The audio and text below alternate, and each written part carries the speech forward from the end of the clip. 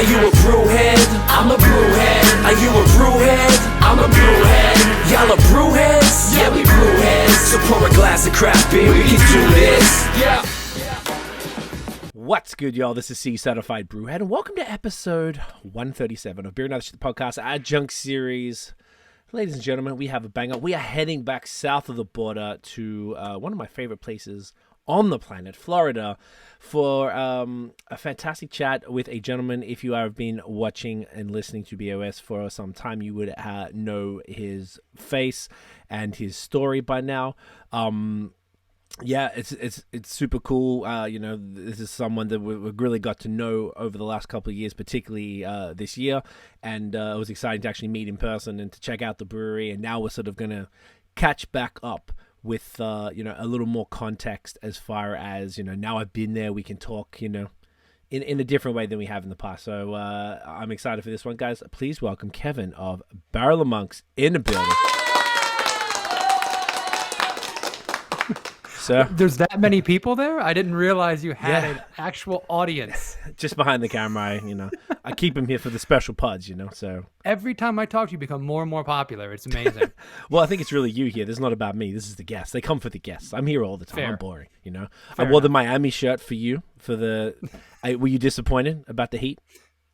Or do you not care? I am a Detroit guy. All my sports loyalty is to Detroit sports. As a secondary thing, I do support. But honestly, I'm a big baseball fan, and I don't follow basketball, football, hockey as much as I used to. Just not enough time. So I follow it on the periphery. Yes, it's always sad when your home state gets that close and can't close the deal out.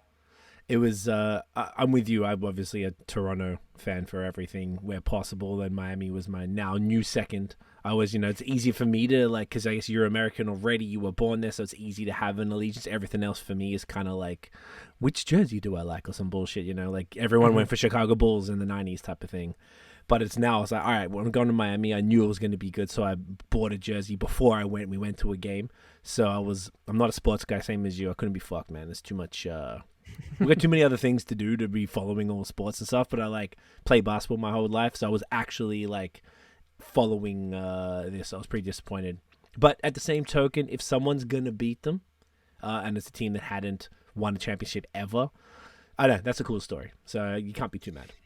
It is. And honestly, a lot of what I say, I don't have enough time. When I was a sports fan, I was a sports fan that read every single publication. I'm an all or nothing guy, whether it's beer or wine or baseball or stand-up comedy, whatever it is. If I'm going to be into it, I am going to be into it.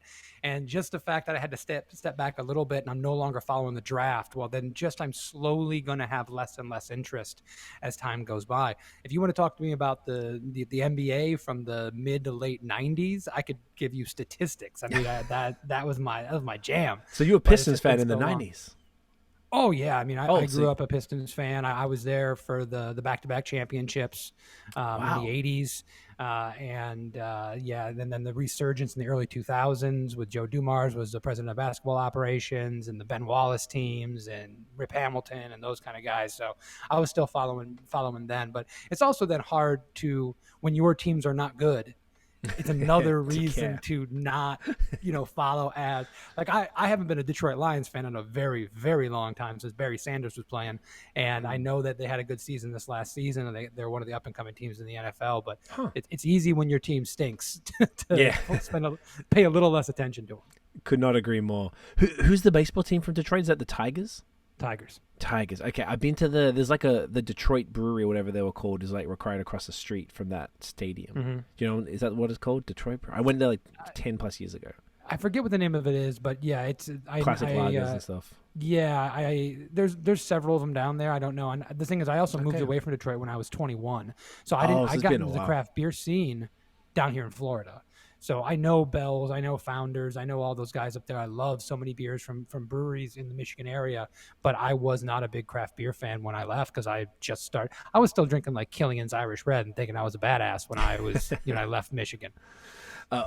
Basically, I was the same sort of thing. Yeah, you got to do it. Look, you got to be proud though. Michigan's come a long way. I feel like even they were holdouts even back in 2017, I feel like they were just really traditionalist, but I feel like now, like, there's some phenomenal stuff of every style. I feel like every time I got friends from Detroit come up, they'll bring some shit. It's extremely impressive. It's very good. Oh yeah, making great beer. Have you done any collabs with Detroit breweries or Michigan breweries? No, I don't really have any connections. Yeah, that's the thing. I and that's the thing. Moving when I did, and I was just waiting tables when I moved out. So I was barely an adult, right? People say, "Oh, you're from Michigan." Well, okay, so I left Michigan when I was 21. Mm-hmm. What?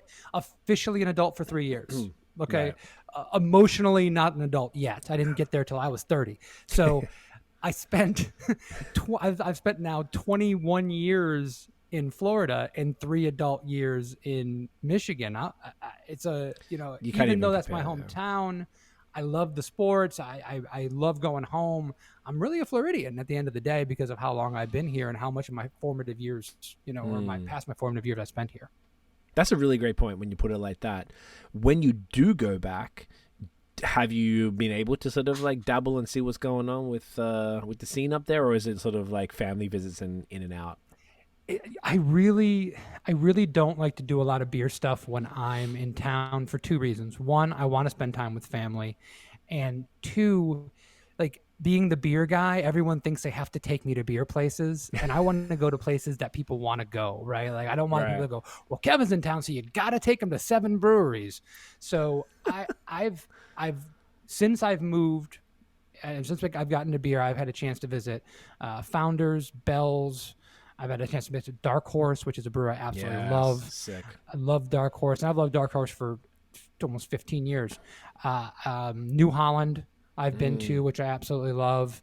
And then there's a couple breweries in my hometown around St. Clair Shores, Michigan, just outside of Detroit that I've been to. And then anytime I go, what I really focus on when I go back home is just going to the best beer spot I can find and just buy stuff.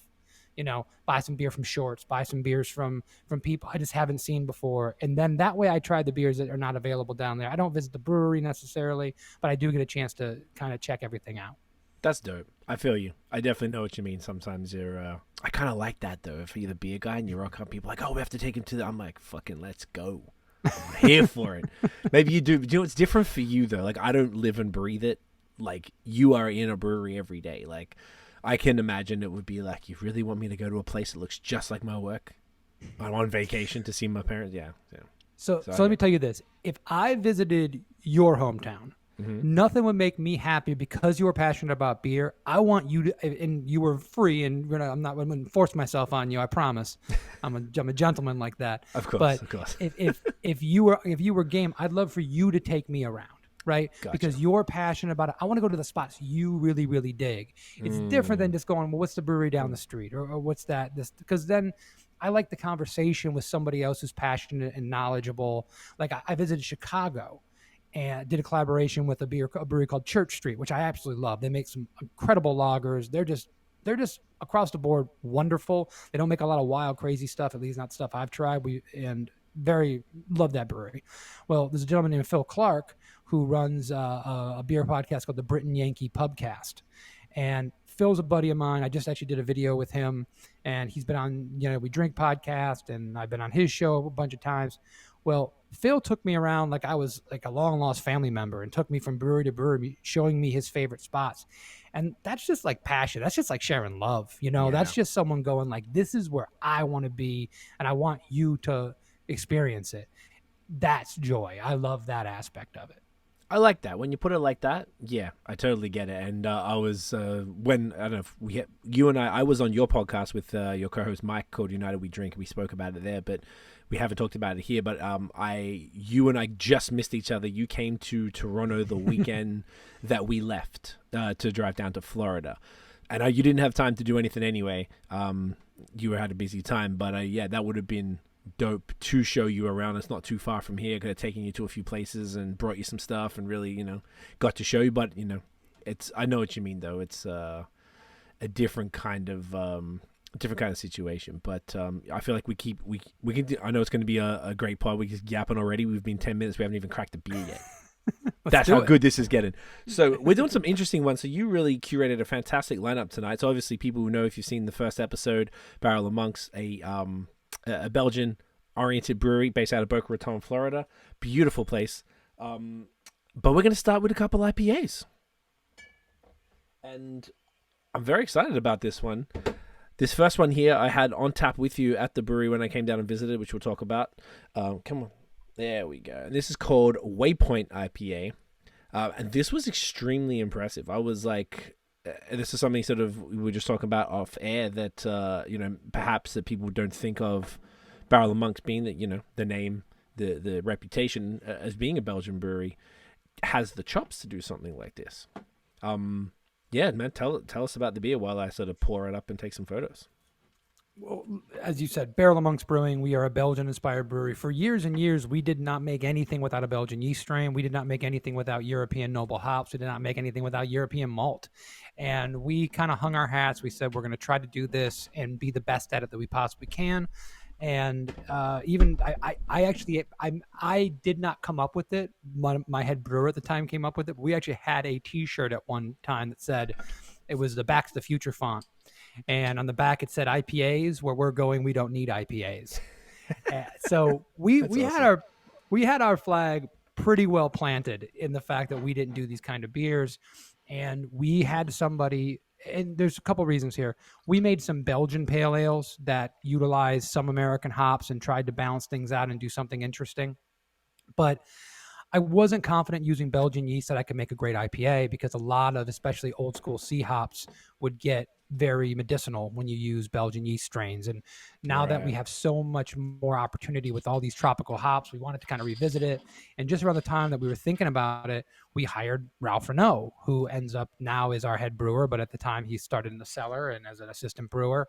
And he's just a hop head. He's a fanatic. He's the kind of guy that will stay up all night just dissecting data on hops and the utilization. And he's the one that brought in these thiolized yeast strains when they were brand new and just out from Omega Yeast, and really looking at utilization and the way we can make these beers our way, and also how we can tick all these boxes without blowing up and having to do 3-4 pounds a barrel per dry hop. So this was the beer that we did a bunch of IPAs as one-offs. When we talked about doing one as like a permanent fixture, this is what we came up with. And it is a New England inspired. It's a little hazy, big tropical aroma, tropical fruit flavor, low bitterness. I mean, smooth as silk from my perspective, and I'm not biased at all, I promise. Cheers, brother. Cheers to you. Delicious. I mean, the tasting notes actually nail it here. Tangerine, lemon, kiwi, and white grape. And it's very accurate. And this is a very unique IPA, but it works so well. It's so tropical. The nose is almost like a Sauv Blanc or something. Like that white grape is so strong. One of the things I love about this beer is what we tasked Ralph with. Is I said, listen, and we have to make a great flavorful IPA that doesn't completely break the budget, because I need to be able to put it on a store shelf. And a lot of times that's really tough to do. And you see some of the big IPA breweries, they're not going to have a shelf stable, beer that they can sell for $14-13 a 6-pack in glass. And that's when he brought in the thiolized yeast strain. I mean, two of the main hops in here are Centennial and Chinook. I mean, these are classic California C hops, and we're getting tropical fruit out of these hops that typically give you citrus and pine resin, So I think it was the skill of our brewer and the dedication to trying to do something. And by the way, the hops are fantastic. We're getting from a Michigan hop producer, Hangamai Hops, and they're awesome. And Ralph tells me that this Centennial is the best Centennial he's ever had in his life. Hell yeah. So there's a lot of, on the brewing side, there's so much thought that went into this, and there was so many parameters that we had to meet to make a commercial IPA in our situation, where we can't buy in bulk and we're not getting economies of scale. And every time I drink this beer, I realize how much work and how much effort had to go into it to make this beer as good as it is. Hell yeah, man. It's genuinely fantastic. Now, you mentioned the thiolized yeast. That is what is used in this one? Yes. Okay, I can definitely taste that for sure. I know. So do you think, or do you know for sure that the the yeast is bringing out those tropical fruit flavors from the. Wow, that's pretty crazy. I feel like that's either like you must have been one of the first few people to maybe figure that out or play with it. I haven't seen that replicated at all or heard anyone really talk about it. So a lot of people are using thiolized yeast. And by the way, I am going to be out of my depth in about 30 seconds when it comes to talking about some of this stuff. Because while I was a brewer, once upon a time, I'm not in on that, right? I do operations. I trust the brewing operations to the people that really know their stuff and allow them to do their job, right? So I've downloaded that part of my brain. Somebody else can take care of that.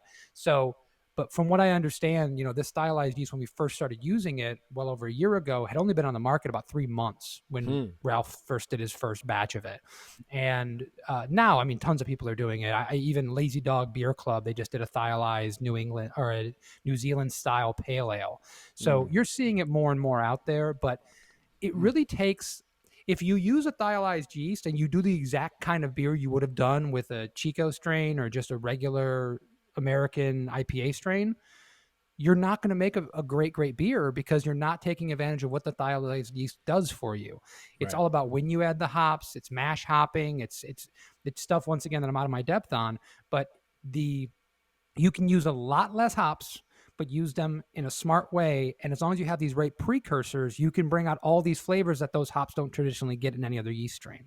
So every time we're doing this, we're trying to balance those things out. And by we, I mean Ralph.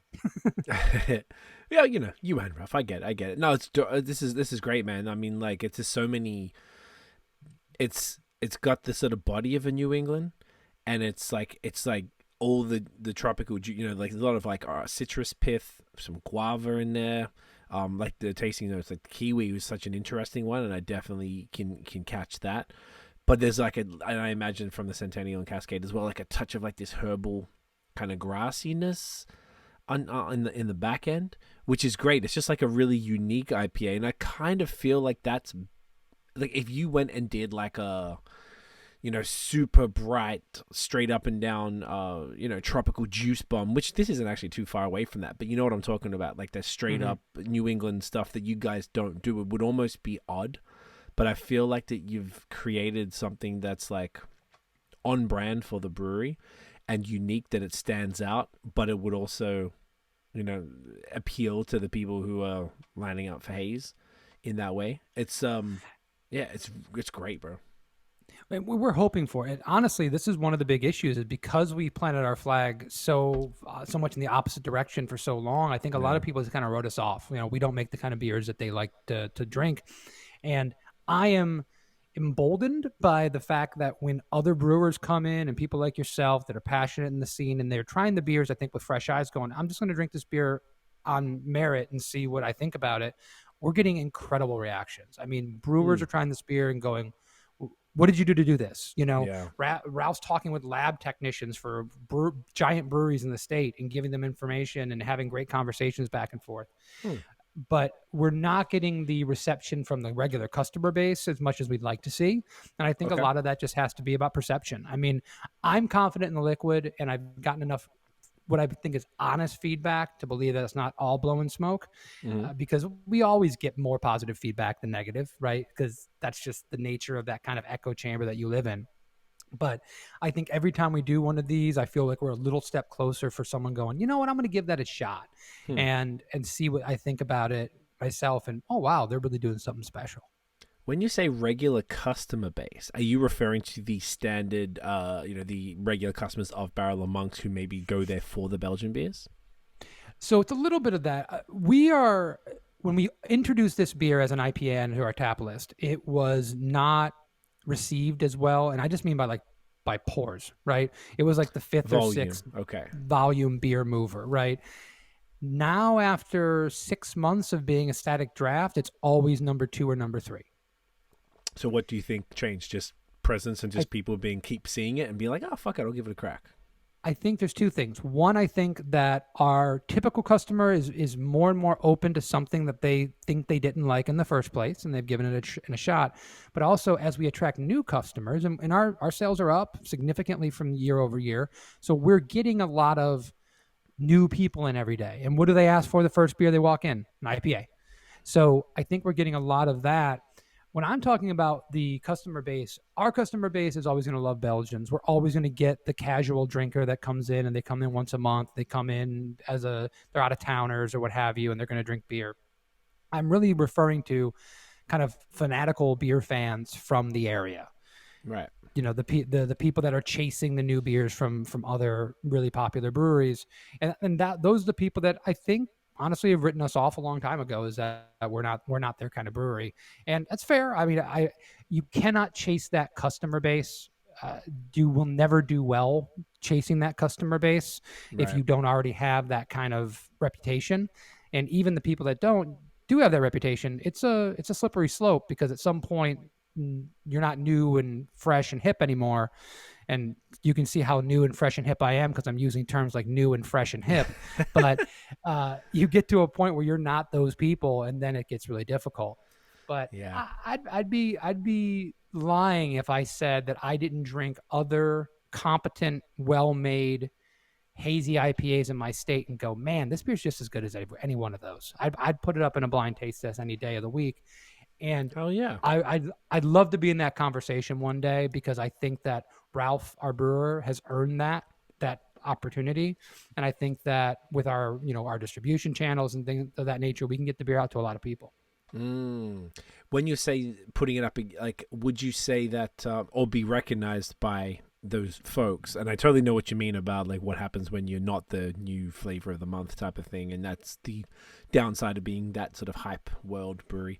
Are you referring to this beer specifically, or are you saying that you guys could, as almost what I gathered from that was like, yes, this beer you could put it up against it, but you're also, what I took was like, you could make a beer exactly like in that exact style, whilst I feel like this is more unique than what I experienced, at least in Florida, in a great way though. Like it's a total, you drink it alongside it and it's not out of place, and it's like, oh wow, this is like you said, this is as good and more unique in the sense, because there's different things going on. Like every other one, mango pineapple, oh, this is passion fruit guava. Well, it's the same kind of repetition of fruit flavors. Would you do one of those like fucking murky, like, is that what you're saying?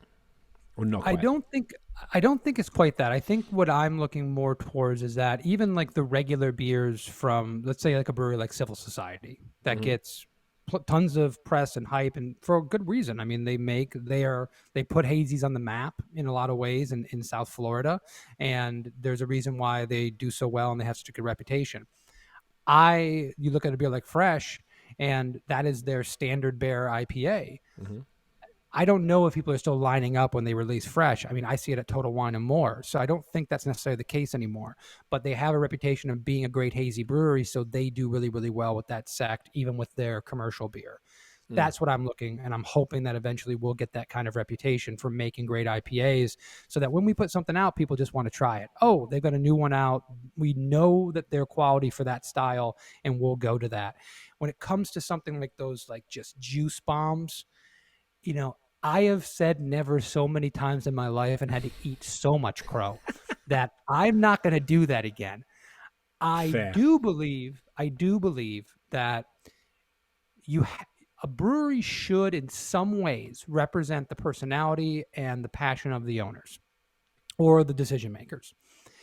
It doesn't mean everything should be exactly what I want, but it means that the direction and the focus of what we're doing should have some direction and focus. So we did a pastry stout, like a straight up 12% sweet, what I would call under attenuated pastry stout with coconut and vanilla and cocoa nibs and lactose and all those kind of things. I think it was, in my mind, one of the best representations of that style, because it was not unfermented wort. It was a little under attenuated, but it was flavorful. It was sweet. It ticked all the boxes. It will never be, if you lined up, the 20 best pastry stouts in the world, it's never going to be in the pick number one, because it's not what those things were. But we did enough of those things that I was really proud of it, really proud of my brewers for pulling it off. And I think that the people that like those kind of things could drink it and go, yeah, I respect that. That was well done. I want to stay on those kind of peripheries, because I, one, have to sleep at night, and two, And two, I also don't want to be. We're not that. We're not a beer geek brewery. We have to have an olive branch over to non-beer drinkers and get them to try our stuff. And we have to play in a different sandbox. I mean, I do chain restaurants. Waypoint IPA is in Flanagan's. Flanagan's is one of the chainiest chain restaurants in Florida. Right. I mean, it's like a bunch of crazy stuff on the walls. And they're extremely successful and they sell volume. I've got to sell Waypoint to that customer, and I've got to get people excited in my tap room. And eventually I got to get people excited on the store shelves, which I don't have it on there yet. So it's a little different than other styles of those super juicy fruit punch hazies, you know? Gotcha. So there's definitely going to be more IPAs that Barrel of Monks will be doing in the future then. Absolutely. Okay. Maybe we should do a collab when I'm back down next year. Maybe we do that. Maybe we do that tropical fruit bomb. Maybe we do it. I'll connect you with Ralph. If you can get that dude to get on board with something, there's something about Ralph. He got me hypnotized. I mean, I'll just if he's passionate about something, I want him to do it. I mean, we got him. This is not going to excite anybody in the world, but we're doing a Marzen this year. Oh, one of my favorite beer styles. Dude, no, they're amazing. Hell yes. Oktoberfest. No one's gonna line up for it, but I'm so happy we're doing a Marzen, right? We did an Imperial Pilsner that you tried when you were down. Spectacular. It's with Savage Life. Man, I freaking love doing those beers. And every time we try something classic, we go, hey, can we do something like this in our own way and make it right for us? And when we sit around and go, man, we're goddamn proud of this beer. It doesn't matter as long. I mean, listen, we're being successful. We're selling liquid. If we were 3 days away from closing the doors, I might be looking at things differently. But the reason that we're being successful is that we're true to kind of who we are and trying to make quality beer, and then worry about kind of some of the marketing things and everything else later. I like that a lot, man, because otherwise you're just a cookie cutter, just trend following, and I don't think the breweries that do that last too long. It's it's excuse me, it's not the move at all. I don't know. I always find that kind of what you just said before, where you said when Ralph does something that he's passionate about, it always turns out. And I've found that through interviewing, and I imagine you might have, because I know you featured on and had a lot of people on your pod. Like, I found that the people that do that are true to themselves, and this breweries that just, we make lagers, and that's all we do, and that's all we care about, and those lagers are some of the best lagers you ever taste. You guys do Belgians almost exclusively, not quite, but I really feel like you have made, you personally, and then visiting you now and having you on multiple times, and I feel like I've got like a newfound appreciation for Belgian beers. Like, before I felt like I might have dismissed it, but now I'm like, oh, nah, man, I had some fucking killer stuff with Kev. This is like, I'm down. I'm like more curious about it because the stuff I've had from Barrel of Monks is so on point that I'm like, well, even if it hasn't been your jam, you can try it and you can go, oh, this is great. And it makes you keep going. So have you noticed that as well, like across the board, as far as people you speak to that do what you're doing, end up just making better product? Passion is infectious. And when you are able to one-on-one, and you're in a very unique situation, I'm in a very unique situation. We're in this industry, we're around this industry, we're passionate about it, you're talking with brewers. I mean, we're different, right? The normal customer that's going to drink a beer and pull a six-pack off of a grocery store shelf is never going to interact with me, and they're never going to interact with you. And they're going to have a different perception because of marketing and the view and what's the six-pack look like, or the can, or blah, blah, blah, blah, blah. But when you get a chance to sit down and listen to someone tell you why they did something the way they did it, it's very rare that I don't go, oh, man, yeah, I get why you did that. Yeah, it wasn't my thing, and I don't really want more of it. But, man, I get what you're going for, and you nailed everything you were trying to do. And I get a newfound respect for people when it comes to that. Now, as far as specialization, I think specialization means the world. I think you should try to get really good at one thing.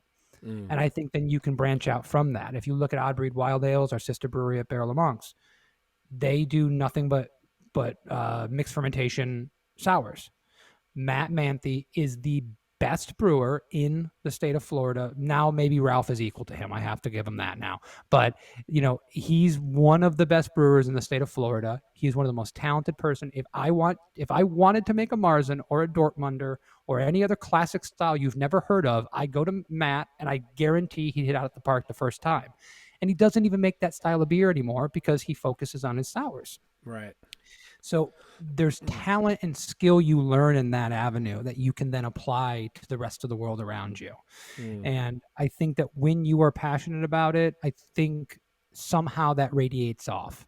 It's in the quality of the liquid. It's in the way you market and you talk about your brand. I'd like to think it's in the quality, and I'd like to think that quality is important in some way. I know I always talk about the fact that no one cares about quality. It's just whatever's the most popular, what's the most marketing. But I like to think that in some way, apples to apples, the better beer is going to win out in a small sample size, whatever style you're talking about. I like to think like that too. Across everything in life. I always feel like it's all about marketing and not a lot of quality gets to shine through. But I kind of just feel like if you just focus on quality, eventually it'll crack through because the marketing will only take you so far. At the end of the day, if people, you got something like Untapped where people can just go in there and they'll shit on the beer if it's not good, even if it's hyped. Some people will just like it because it's hyped, but there'll be others that will be like, hang on a second, like the marketing got me, but this is not great. And they'll tell you as much. So I feel like those, not pretenders, but the things that maybe are hyped and not quality, or even the things that are quality and not hyped, hopefully should sort of bounce out over time. I would, if I had the time, and I will never have the time, I would love to do a real study on Untapped and do a proper scientific double-blinded study with people reviewing beers that are already highly scored, and would they more likely rate those beers higher because they're highly scored, or do they want to tear them down because they're highly scored? And if they got that beer to store versus someone sent it to them, what does that do to a score? Yeah. Right? Because if someone sent it to you, well, man, this is special. Someone cared about this enough to send it to me. It must be better. Oh, if I pulled it off a store shelf, maybe it's not as special. There's so much that goes into how these beers are perceived. Yeah. We could sit around with a beer and speculate 25 of those little things, and we wouldn't be right. We wouldn't have found them all. It's very, very nuanced. I hadn't thought about it like that. That's a really great point. I thought when you said sent it to them, the beer itself could be damaged by travel, because that can happen. Particularly for the more precious beers. The beers we're drinking tonight, not so much, but you're sending some haze or some smoothie sours or even pastries that are supposed to be kind of kept cold and drank fresh too. Like, they can rock up. They might not be the same beer that they were when they left. So I mean, so many of these, especially smoothie sours that have all these unfermented sugars in there. I mean, that's why you got these can bombs that are sitting on store shelves, especially for people that are doing like a lot of mobile canning and they're not controlling that process themselves. A lot of that, I think, has been weeded out of the market, but it's definitely still out there. Listen, I put that box in the mail to you to get these beers to you. I'm worried that they don't taste as good to you right now because it took a week and they got hot and they got cold and whatnot and what. Anyway, there's a lot of things that go into this. Yeah, no, definitely. It's fascinating to chat about. I noticed you'll finish your beer. I'm gonna finish like I always do, finish them afterwards. Do you want to move on to the next one? I'm excited. I'm super excited for this one. By the way, Waypoint in a bottle, very similar to what it was on draft. I felt like I didn't say it before. I had this one on draft with you, and I was like, "This is fantastic." It lived up to exactly how I felt about it when we had it. When I was there, so this would have been end of April this year, came up, we hung out for a couple hours. It was great. We drank a bunch of beer, got the tour, beautiful spot, which we'll get into. You were telling me about this beer, that you guys were doing this because we together did one of this cool thing that you do called Old Favorite Fridays.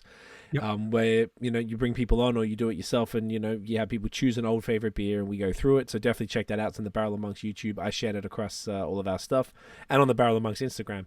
And I chose High Life from Cigar City because of the local beer. I thought, you know what, and I hadn't had High Life much, so I was super excited. So then we'll talk about West Coasts, and then you were telling me that you were doing a West Coast IPA collab. So I'm extra stoked that as soon as I saw it, this was the first one I fortunately pulled out of the box, I was like, yes, this was the fucking one. So I'm very excited about this one. This is a collab with a brewery that I heard of just outside of Miami. I think it's in Doral, if I'm not mistaken, called Tank.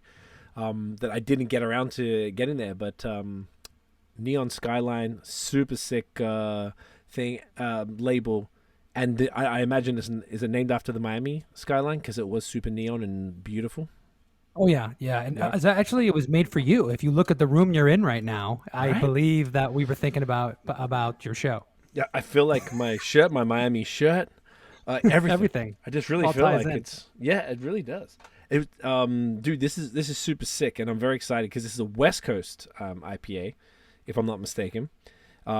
Yes, which is amazing because that is, you and I were talking in detail, and this is my shit. I know you're super into it. I'm gonna crack it and do the photos and everything, but mate, give us a spiel on this bad boy. So once again, I've dropped Ralph's name 14 times now. So drink again. Shouts to Ralph. Yeah, but he would hate me if I didn't mention the fact that he considers this and the guys at the Tank a new West Coast IPA. Okay. And what he means by that is a little bit less bitterness, a little bit less dankness, a little bit of tropical fruit flavor, a little bit of the influence from the New England style, but still staying true of having that citrus. He always says he picks up basil in this. You get a little bit of dank, you get a little bit of skunk, but it has plenty of fruit in there in the background to balance it out. The bitterness is going to be much, much higher than what you just got on Waypoint, which is almost non-existent. It's not a early 2000s IBU war West Coast IPA that's trying to obliterate your palate with bitterness, but it definitely is going to be more bitter than most of the IPAs that I'm drinking these days. But super flavorful. I mean, big aromatics. I mean, all the things we're talking about with citrus and dank and basil and tropical fruit. The hops on this one, we actually used 2 proprietary hops from Hang 'em High Hops in Michigan, which were Bergamot and Hydra. Okay. And then the other ones were Citra, Cascade, and Chinook. Okay, so it's rammed with Citra, Cascade, Chinook, perfect. Pacific Northwest sea hops. Yeah. Oh, the nose is actually kind of similar to Waypoint. Am I tripping balls there? No, you're definitely. I mean, first of all, we used the same yeast. I'm not sure if he used a different thiolized yeast strain for this. I probably should know that. We did use a thiolized yeast strain for it, which brings out a lot of that tropical fruit flavor and aroma. But it's got a lot of that going on, but a little more of that grassy, herby nature in the nose, and then a little more of a bite on the finish. Oh, mate, this is gorgeous. It's definitely got a similar. That white grape, I guess, is probably the best word I can think of, is the undertone. So my guess is probably would be the same or similar-ish thiolized yeast. The body is fantastic. It's exactly, you're 100% right by describing it as like a new school West Coast, which is, to be honest, what I would have expected. I feel like in a good way. I feel like, like the Highlight or Two Hearted or anything like that, old school West Coast. This is that new one. It's still got all of those flavors, but it's just really just that bright tropical thing going on, which this really has. And I wonder if it's from, my guess is it's probably from the yeast more so than the hops, unless the Michigan hops came through with that sort of more bright thing. Well, that's the thing. It's the components of the hops that Ralph used brings out some of that tropical stuff. I'm getting pineapple. Yeah. I'm getting a pithiness on there that is what I get with the classic West Coast. I'm getting that herbal backbone that gives it balance. When I'm talking, when I drink a hazy, a West Coast, when I drink any IPA, what I want is I want to go back and taste something different every time I go into it. Yes. And when you get those hazies that are like, this is mango, it's like, wow, this is mango. Mm-hmm. And I feel it personally, no judgment, diminishing returns of going back to that beer on a regular basis. The beers that I am, and not even talking about my beers, I'm talking about the beers that I'm happy to drink when I talk about Old Favorite Friday, when we're talking about classic beers, new beers, when I walk into a brewery cold and just drink their beer for the first time. The beers that give me layers and multiple flavors and unfold in the glass are the ones that I'm most interested in, and the ones that I go back to and I just want another one, or I want to bring a 6-pack home. So I think that's one of the things that Ralph does so well. And that's one of the things I'm so impressed by with this beer. And it wasn't just Ralph, it's a Tank. This was a collaboration beer. So it was a lot of minds putting together this beer in general. but I'm super proud of it. I mean, I love giving this beer to people and saying this is what we can do, because you mentioned the body. The body of this thing is just gorgeous. Yeah, crisp yet kind of creamy. It's the body is definitely phenomenal. 6.5% by the way, which is like, personally, I don't know how you feel, but that's my money zone. Like a 6.5% IPA is chef's kiss right shit. It's got a really strong malt profile, supported by like that piney resin, which you expect probably from the sea hops mostly. But then, like as you mentioned, that grassy herbal vibes, along with like I almost feel the bitterness though is coming from like that. Like you also mentioned, a pithiness, like that citrus skin pithiness, which is sick. And I think the thing that's like giving it that extra twist. Some, like a lot of the new school ones that I've had would have more. I mean, this has got those two interesting hops from Michigan that I haven't personally had much experience with, so I don't know their individual characteristics. But I've had the new school ones that have like, I don't know, Moteco or Nelson or whatever. So you know that those other flavors come from those hops. Where I think my if I hazarded a guess, the thiolized yeast is delivering that like sort of white grape, and you also mentioned pineapple that sort of like complement those other elements, and that just sort of like give it this whole other unique, which I love. I mean, I really feel like there's so much value in these unique takes on West Coast IPAs, because we need to get more people into this shit. And it's like, I think this is the hardest style to get people into, but once you're into it, oof. There was an overabundance of overly hopped and overly bittered beers that I still love. I still have a sweet spot in my heart for, and I always will. But we always go a little too far in every direction. And I think if you can start to reintroduce some bitterness into the IPA genre and allow that to complement some of the flavors, because what bitterness does is it adds a little more drinkability. Even though you get a lingering hot bitterness, I get a palate refresher off of that, right? You have the great cocktails. You do a Campari, and it makes you want to go in for another sip, and that has bitterness to it. So I think there's value to that, and we've gotten away from it because it's a more of an acquired taste. Right? So it's a little more accessible to take that out. Well, let's start introducing a little more of that back in. You don't have to you don't have to make Racer 5 from Bear Republic. I love Racer 5. Yes. I want to drink Racer 5. I believe that they sold their rights to another brewery, and there's a lot of complications about that. But you don't need to make just that. You can make your thing, and you can introduce a thiolized yeast strain that has some tropical fruit flavor in there, and make. I don't think we need 17 new IPA styles. We have enough, but you can make your own if you want. It's true. You really can. And I think I'd love to see, I agree wholeheartedly that I want to see more of this in individual takes. Like each brewery, just do your own version of it. And if you're so inclined and you want to make those really old school, like the one, I do remember Racer 5. I've had it maybe once, but it was a long time ago. But I know what you're talking about, like those sort of more amber color, really malty West Coast ones that are more, the IBU war type of thing. Whereas, like, I don't know, there's so much room for this, and I feel like they're more balanced overall than the old ones were intentionally not balanced. That was the point. Like, if they were balanced, then they would be shit at the time. That's what we wanted. Whereas these new ones are a little more balanced, and that's like the tropical juiciness of the New England, like you said, inspired by, are coming into this really cool older school style that just. It's like you mentioned a palate refresher when you sip it, but I think this is like a palate refresher across beer, because we talked about it before. I love all the haze and all that shit, but West Coast over the last 2 years, maybe for me, have become slowly become like something I'm reaching for very regularly. And like I brought back the beer, I brought some Highlight and some Too Hard, and I brought some back, and I'm like very slowly getting through it because I don't want to finish it, because I'm like, it's not that simple for me to go get it again. And I appreciate it. I feel like it balances out my drinking, and I'd like to see that a little bit more. I just feel like it hasn't been embraced. I think once it's embraced, maybe by those hype folks, then it'll go, it'll explode a little bit. But I feel like it's like those breweries seem to maybe be, I don't know, leading the way when it comes to this type of stuff, and they all do West Coast, but they still don't seem to take off. But I definitely feel like that shouldn't stop other breweries, at least test it out. Like it's really cool. Like, starting off with these two beers from a Belgian brewery, these it's so interesting and completely unexpected from you, I imagine. Yeah, and we like that too. I mean, I want to catch people off guard.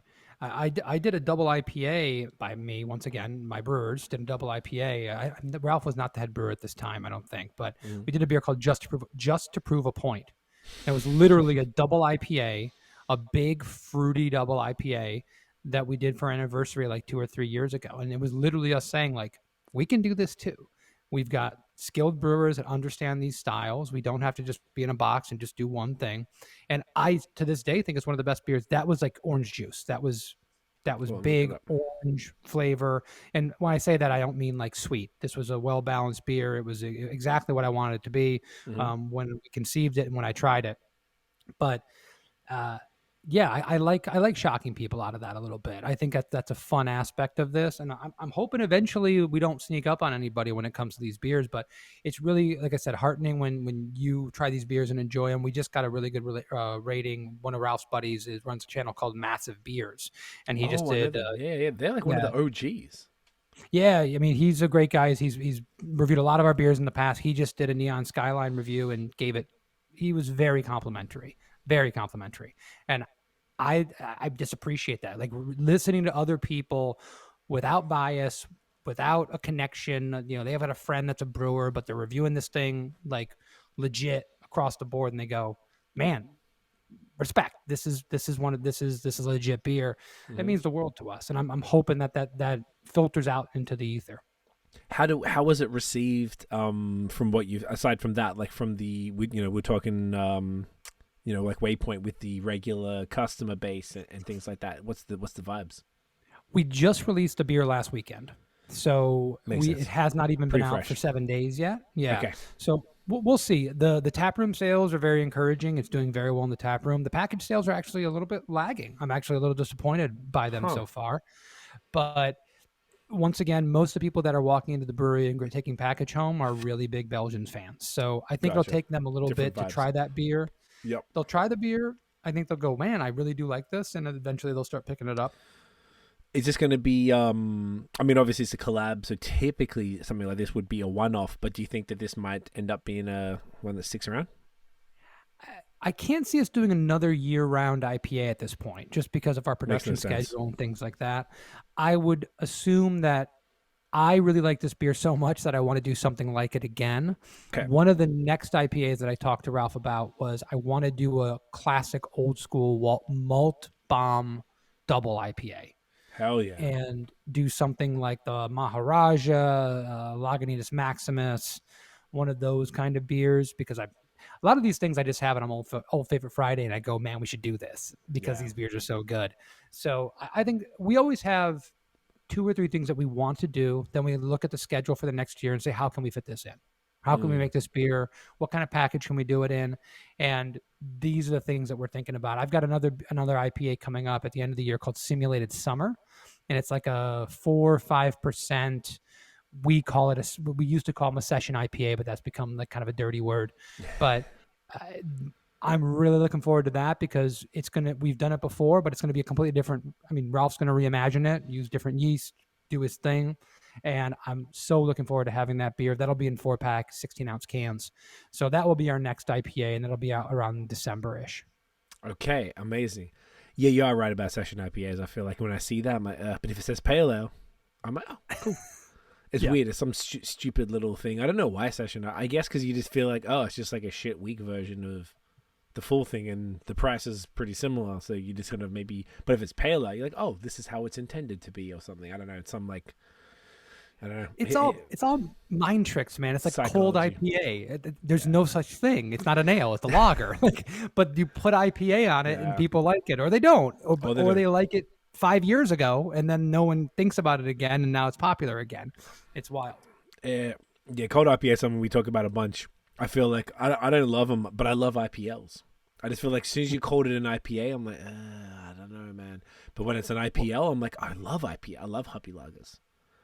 Well, that's you're speaking to Mike, my partner on United We Drink, Mike Yurevich's heart, because he cannot lie as a human being. I think he'll spontaneously combust if he does. So, like when he sees things marketed as like a cold IPA, he just wants to scream at that advertising. No, you're not. You're not an ale. You can't be an India Pale Ale when you're not an ale. That's a good point. But marketing means so much when it comes to this, and when we're in our bubble, and we're in beer, and we've talked enough that I know where your passion is. I know the kind of styles you like. I know that you love interacting with brewers. So you're in it. I'm in it. I live it every day. We forget how little information the rest of the world has about these, and we forget that people literally think, many people, that every craft beer is an IPA. Great point. What kind of IPA is this? A stout? I've heard that 20 times. That happens. I'm gonna fucking spin my beer out. Bro, that you've heard somebody say that? Yes. This is not once. No. When you do beer events, you hear this all the time. Dude, they think that that's every cute. Craft beer is an IPA because that's the word they've heard or the letters they've heard, and they assume that every single one of those things is that beer. Wow. So when we are marketing to the masses, I don't blame anyone for saying this is a cold IPA. Why? Because people know they know those letters, and they feel like that is a thing that they can hang their hat on, and they can be comfortable on a store shelf grabbing that. Huh. Can't begrudge you for doing that, but you're really talking about, misrepresenting what the beer is.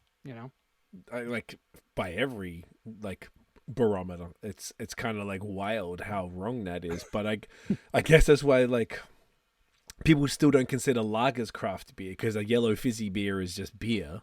Then there's craft beer, and craft beer is IPAs, and IPAs are bitter and gross. That's probably the summary. And then I never heard of people saying, what kind of IPAs is a stout? That's going to be I'm going to tell my girlfriend, because I love it when something silly unintentionally happens like that. It's going to be my new show. I say that all the time now. It's cute because it's so you don't know. That's nice. That's, someone would make fun of someone for doing that, but fuck my life, that is funny. Okay, before my son came, my son's 5 years old. Before my son came, I used to do a tasting at a grocery store or Whole Foods, Total Wine & More, which is the big box beer, liquor, wine store down in Florida. They're all over the U.S. I would do a tasting sometimes every single Friday, Saturday, and Sunday. This is early days of Barrel of Monks. I just need to get the beer out there. I was obsessed. I got to sell beer.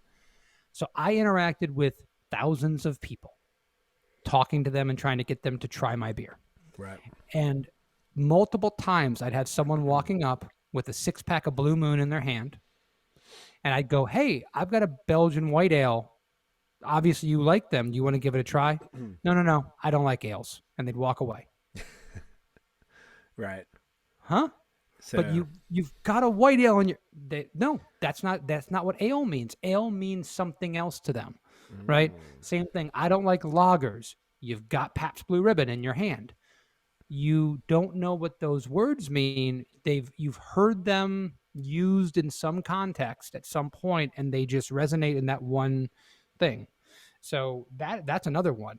I've got a cart full of Cigar City High Life, Blue Moon, and whatever other pale ale. I don't like ales. Right. Well, apparently you do. So you just don't know it yet. Beer education is clearly severely lacking then across the board. And maybe it's just in Florida. Maybe that's just where we are now, but maybe it's not that way around the country. But I have a sneaking suspicion that the casual beer drinker is just a very different animal than most people in our industry, in our echo chamber, realize. I think that's more what it is. I feel like that, like you just said, we are very much in a bubble and we think everybody knows what we're talking about. And then someone commented, on YouTube you can have the shorts. so we have a social media agency, and our employee does a lot of our video editing. So he was cutting up a bunch of our older videos and putting them on shorts, so the shorts get a larger reach. So we're reaching people that aren't our typical base. Typical base of the obvious type. If you're going to listen to a craft beer podcast, there's an obvious foundational knowledge. And some of the comments that we get on the shorts, I'm just like, why? Like, people have no idea about craft beer, and some of the things that people are saying are just so wild to me. I lost the example I was thinking of as I was telling the story, but there's either way, those types of comments were really shining through. I just feel like there's like a someone said that they were like, I like your content, but I don't really understand what you're talking about. And I was like, I wonder why. I really pride myself. I really feel like that we're very welcoming and very unpretentious. And like, I'm not an educated beer person. I've just drank a lot of beer, read a lot, and spoken to people way more intelligent than I over many, many, many hours, and soaked up that knowledge. But there's a baseline that you don't think about, because you got that crispy eye, that we're throwing out that pastry, or these different sort of like words, even like attenuated and thiolized and all these different things that we've just said today. And a person who's not in the beer world would be like, what the fuck does that mean? I'm like, yeah, you're right. There's more jargon, I guess, is probably, I wouldn't even call it, some of it's slang, but some of it's jargon, and like a Luca tap. Like, try and explain that to somebody compared, like, what the fuck does it? So, like, I feel like there's way more knowledge, and maybe that's the, not quite barrier, but that's what makes it a little more difficult for people, because they might listen, and whilst I feel like me and you are having just a pretty accessible conversation, there's going to be things to me and you that are second nature, but to a lot of maybe someone who's just sipping their Blue Moon, they're going to be like, I don't understand 50% of what these guys are saying. There's a barrier to entry in any specialized, and by the way, everything can be specialized. I don't care what you're talking about. Somebody knows more about it than another person, and they can talk over 1,000 people's heads about it. And we have to be very careful. I mean, there's a reason why for the past 10, 15 years, craft beer people get represented so snobby and like pretentious douchebags in any media that they're represented in, any meme they're represented in. It's because, and it's not, I don't think it's very intentional. I have always found, even when I disagree with people, I constantly disagree with people about the style of beers that I like, and not saying that they shouldn't like them, but I'll say, well, I'm not into this. Well, you don't know what you're talking about. Okay. We can have a little bit of a tete-a-tete when it comes to that. But even when I disagree with people, I find the craft beer industry to be very welcoming on the whole. There's a few bad apples out there that they want to gatekeep. They don't want other people to know about their special beer or what have you, or they want to like kind of, oh, you like that kind of beer, and they get, kind of shitty about it. But for the most part, people are pretty freaking cool. They want to be welcoming. It's just, as you said, they don't realize that the language they're using is exclusionary, and they're not able to bring people along with it. And I think a big thing about that is also not just being the cool guy that's like, oh yeah, that commercial lager is actually really, really good. You should, it's cool that you like that. It's also, hey, that beer I don't like, I can see why you like that. I can see why that could be cool for you. And I can see good aspects of it. Not my favorite. Why don't you try this instead? This is more along that line, but not what I want to drink, but it's closer to it. I think we should be doing a little more outreach, I think, for the lack of a better term. I agree. I definitely agree. And there's like, look, I've been guilty of my friends. I moved to Hamilton. I told you all about it, but last year, and ended up having a bunch of mates that I worked with back in like 10 years ago at Apple in Toronto, and that bought houses out here because it's fucking cheaper than Toronto. So we reconnected, and one of them had like a daughter's birthday or something, and everybody gave him a bunch of beer, and he took a picture of his fridge, and it was mostly, Molson Canadian and some other stuff like that. And I couldn't help myself. And even I was just like, I can't remember what I said, but I was a dick. And they were just like, fuck man, relax, it's free. I'm like, yeah, you're right. I'm sorry. But I couldn't help myself. And I feel like there's like, but it's not coming from a place of superiority. it's from like, oh man, you're my friends. I want you to be drinking, but this hurts me to think you're drinking Molson. I don't care if it's free. Like, free beer doesn't mean it's good beer. And yeah, I feel like a lot of people are guilty of it. Like, I've knocked back people offering me Budweisers and stuff before because I'm just like, I just can't do it though, and I don't want to sit there and sip something that, it's interesting. I'm just admitting the guilt because I feel like there's probably a bunch of people listening or watching that would have done the same, and not proud of it. I'm trying to change. It's hard, What we like is so ingrained in us, and our preferences are set very early on. We were talking on our show on United We Drink. I think we got into like a hip hop conversation, and I remember saying something about Outkast and how much like AT Aliens is like my favorite Outkast album. Yes. Right. Which is not commercially considered their best album by any stretch of the imagination. But I listened to that album at a time and place in my life that the ethereal sounds of that album, while I was driving around the streets of St. Clair Shores in the first car that my dad gave me, that I drove around in, my little 1987 Dodge Omni, listening to that album meant something. One of my heroes, I have to bring him up in every conversation, Penn Jillette, has a saying that he doesn't trust anyone's musical taste plus or minus 3 years of the first time they fucked. And the idea basically is that in that time period, you were developmental. Everything you listen to, you're going to love. It doesn't mean it's good. It just means that you're going to love it because it was from that time and place. When I went to Canada, when I went to Toronto, you want to know one of the first beers that I had, and you can shame me as much as you want, was a Molson Canadian. Why? Same here. Yeah. Because when I was 19 years old and crossing the border into Canada, because I could drink legally at 19 and it was 21 in the States, is I was drinking Molson Canadian, and I was 19 years old. That's plus or minus 3 years the first time I fucked. And I loved that beer, and there was a time and place, and it was something special to me. So when I had the chance to have that beer again, it was nostalgia. It meant something. So we forget how much those formative years in music, in TV, in drinks, in everything will affect how much we love something. And when someone has that kind of experience with something, it's not the most flavorful. It's not, I want to explore the vast reaches. I use my dad as an example all the time. My father will try anything craft beer wise. He loves to drink the Barrel of Monks beers. He loves to try new stuff, but he also has things that he's going to go back to that he absolutely loves that beer geeks might think are not good beers. Well, screw you. My dad can drink whatever goddamn beer he wants and enjoy it. Right. We have to give each other that latitude to enjoy the kind of beers that they like. And I want that same respect. And I think we all do. Right. Yeah. No, you're 100% right. And I'm super aware of it. I feel like a lot of people, it's almost like a reflex. Like, I don't really have any beers that I have a soft spot for, aside from the early craft beers that I got into here that aren't considered bad beers. So I don't really have that, like, favorite macro. Everyone seems to have, like, Labatt 50 in Quebec is, like, the greatest thing in the world. Most people just fucking love it. Or I find in the States, Miller High Life is, like, the one.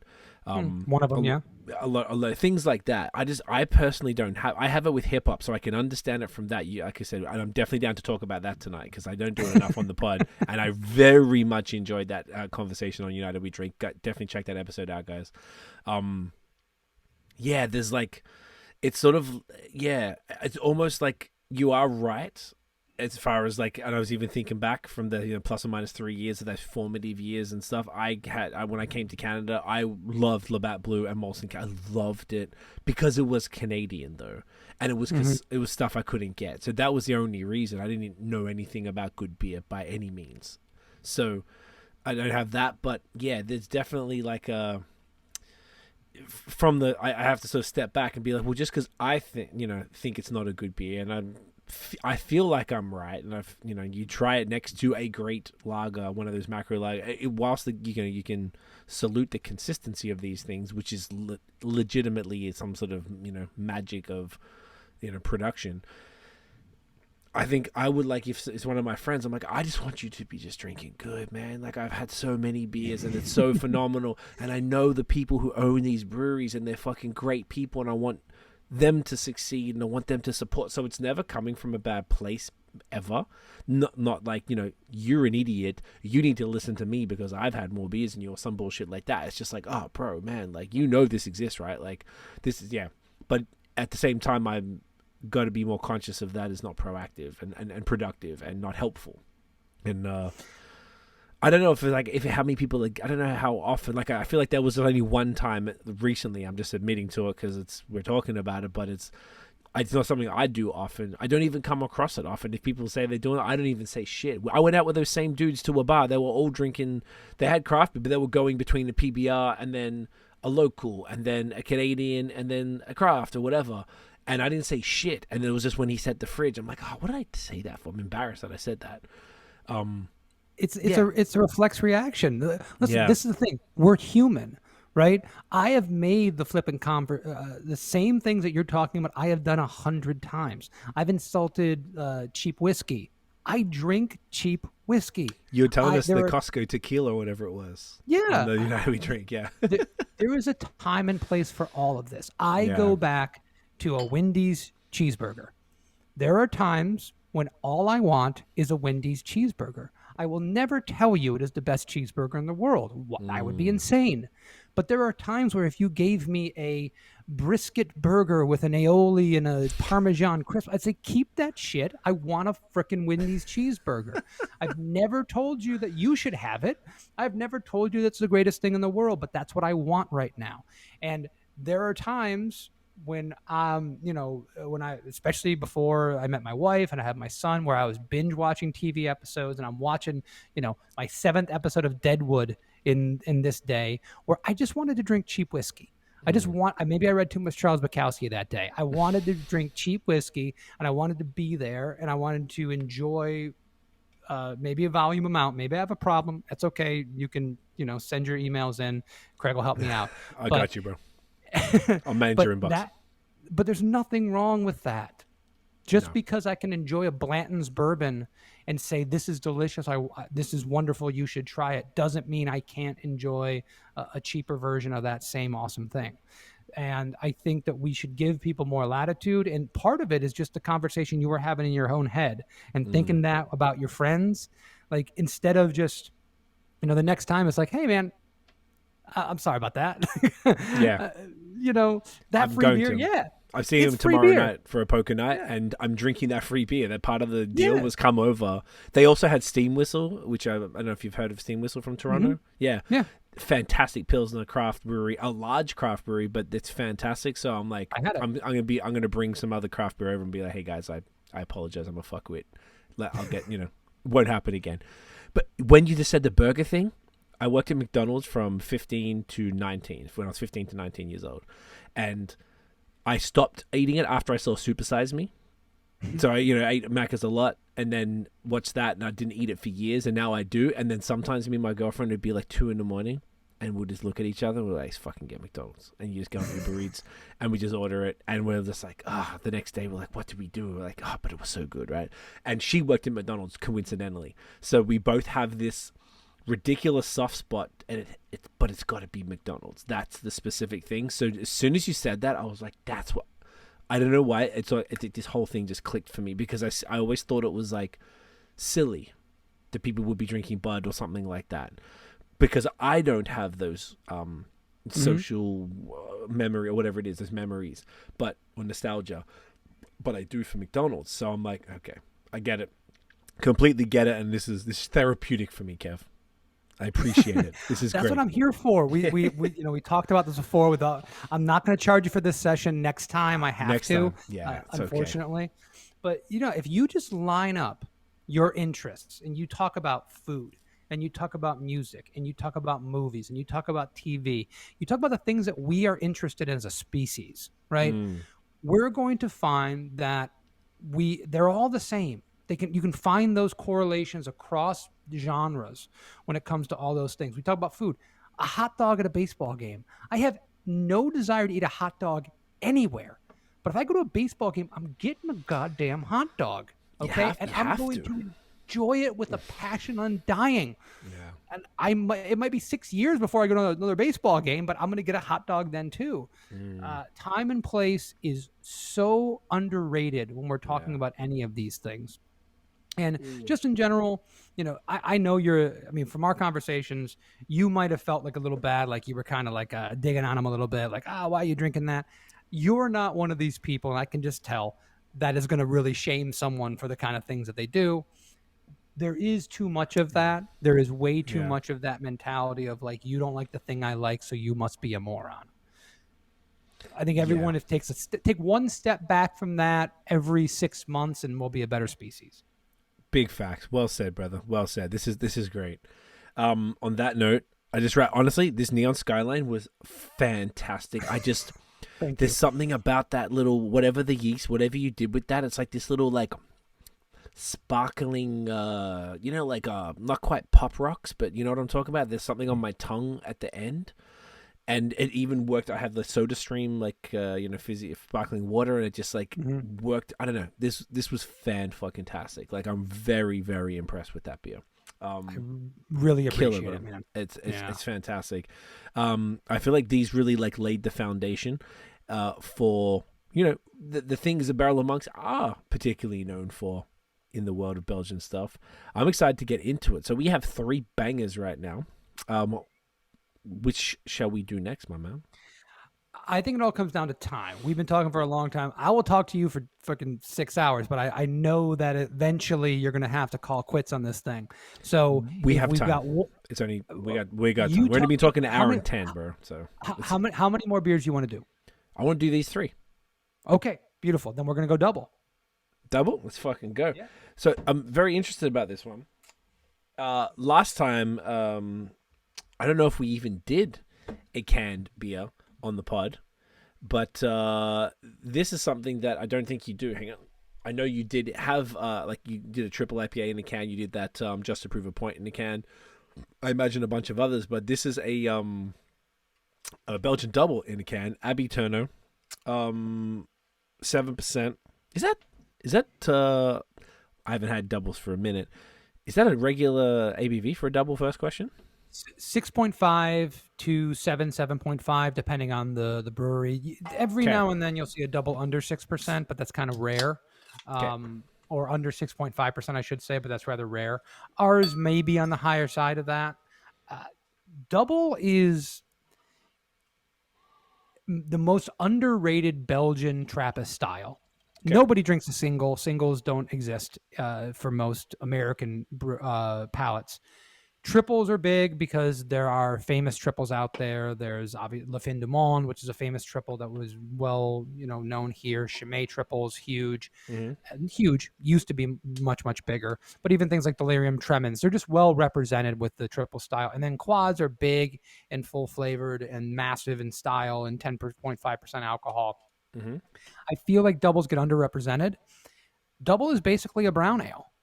It's a Belgian brown ale, Belgian amber. And there is very few other styles I love more than a brown ale or an amber. So a lot of Belgian candy sugar in this beer, slight phenols and esters come out of it. But it's just got, by being a cold beer, it's got a warming aspect to it, a little bit of residual sweetness, tons of caramel and chocolate, and just those subtle Belgian fruit flavors. Oh, I'm excited. Cheers, brother. Salute. Oh yeah. Do you know what, man? I never thought of a double as a brown ale. Don't know why. And I love brown ales. It's something I realized as time went on. I just appreciate brown ales in a way that I haven't for a long time. But I never thought of. I guess you're right. It looks and has many elements of a brown ale. Yeah, look at that bad boy. So, is this one new? So we have been doing Abbey Terno since this was one of the first 6 batches of beer we did at Barrel of Monks. Gotcha. So we've been, being a Belgian style brewery in our inception, we were going to do single, double, triple, quadruple, a saison, and a wit. That's really what we were all about. We also did a Belgian Imperial Stout early on and a couple other things. But yeah, we definitely have been doing the double since day one. We traditionally do this in a 750. with bottle conditioning.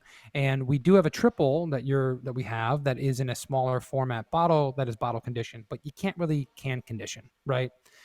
Without blowing stuff up. There is something really important about doing these styles with package conditioning, because the carbonation just changes the mouthfeel and the flavor profile and whatnot.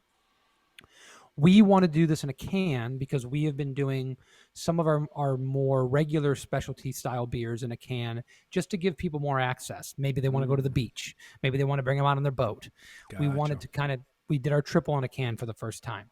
So we have bottles and cans available side by side at the brewery right now. And gotcha. Our traditional fans are still grabbing the 750s, but it's such a lovely opportunity to grab a 4-pack of 16-ounce cans and share it with more people. So we're liking it. People seem to be liking it because the 4-packs are outselling the 750s right now. And while the carbonation, I'm a freak for carbonation. I feel like I'm missing it a little bit. I think that the beer is still really well balanced. It's got just enough sweetness, still finishes dry, and has all the things that I'm looking for in a double. I love it. But this is like super interesting, man. And once again, this comes back to what I was saying before. I really feel like you have, and Barrel of Monks beers have just given me a whole new lease on life with Belgian beers. I feel like in my head, whenever I've had them, like there's a few things about the Belgian sort of, that super phenolic thing that's sort of like pretty intense, but this is so mellow, I guess is probably a good word for it. Like, it's extremely smooth. It's absolutely not too sticky or too sweet by any means, which is something that I always thought. Extremely balanced. It's got the nice brown ale vibes of like the toffee, chocolate a little bit in there. With that sort of, the candy sugar, I imagine, is probably what's giving it that little extra sort of kick, with a little bit of maybe dark fruit, maybe some subtle herbal notes. Mostly from the yeast there, yeah. They're mostly from the yeast, okay. It's fascinating, man. Well, one of the misconceptions that people have, and I actually had this. I was a budding craft beer aficionado, right? I tried everything. I drank everything. And Belgians were my first love. And I drank all the classic Belgians, the Belgian beer from Belgium. And then I got my hands on mostly American Belgians, and they kind of turned me off to the style because mostly were under attenuated. They all use the Chimay yeast strain. By the way, Chimay is great beer. But when you don't know what you're doing with the Belgian yeast, every one of your beers is going to taste exactly the same. Gotcha. Your fermentation temperatures have to vary. You have to have your pitch rate has to be right. There's a lot of things that go into it. You can manipulate a Belgian yeast strain to taste 20 different ways, or you can just make a double, triple, and a quad that all taste exactly the same. And that's what most breweries did. And I kind of got turned off on the whole thing. And it was my partners at the brewery that were my friends first that became my partners at the brewery that got me drinking Belgians again and had me drinking dry, well-balanced, extremely nuanced Belgian beer. And I said, oh, I forgot that this could taste this way. And that's always been our goal, is to bring the balance back to it, ferment them out a little bit better, get better attenuation, lack of sugar, and really express what you can do with this malt, this yeast, these sugars. This is fascinating, bro. I totally get it, and I can see why. I was just checking on Untapped. I saw the pictures of the big bottle. I see what you mean. I can see why this would, because this is like, when you think of a double, this is not what I think of at all. When I think of a double, it's this big, overpowering, intense, sticky, thick. That's why I was curious about the ABV, because it's been a while in my head. I know the triples are a little on the higher side, like 9-ish or something like that. Yeah, usually. So this being about 7 kind of actually sounds about right. But just, being just like an intense drinking experience, like not like I could just sit back and kick it and drink this and not think about it too much and just enjoy it.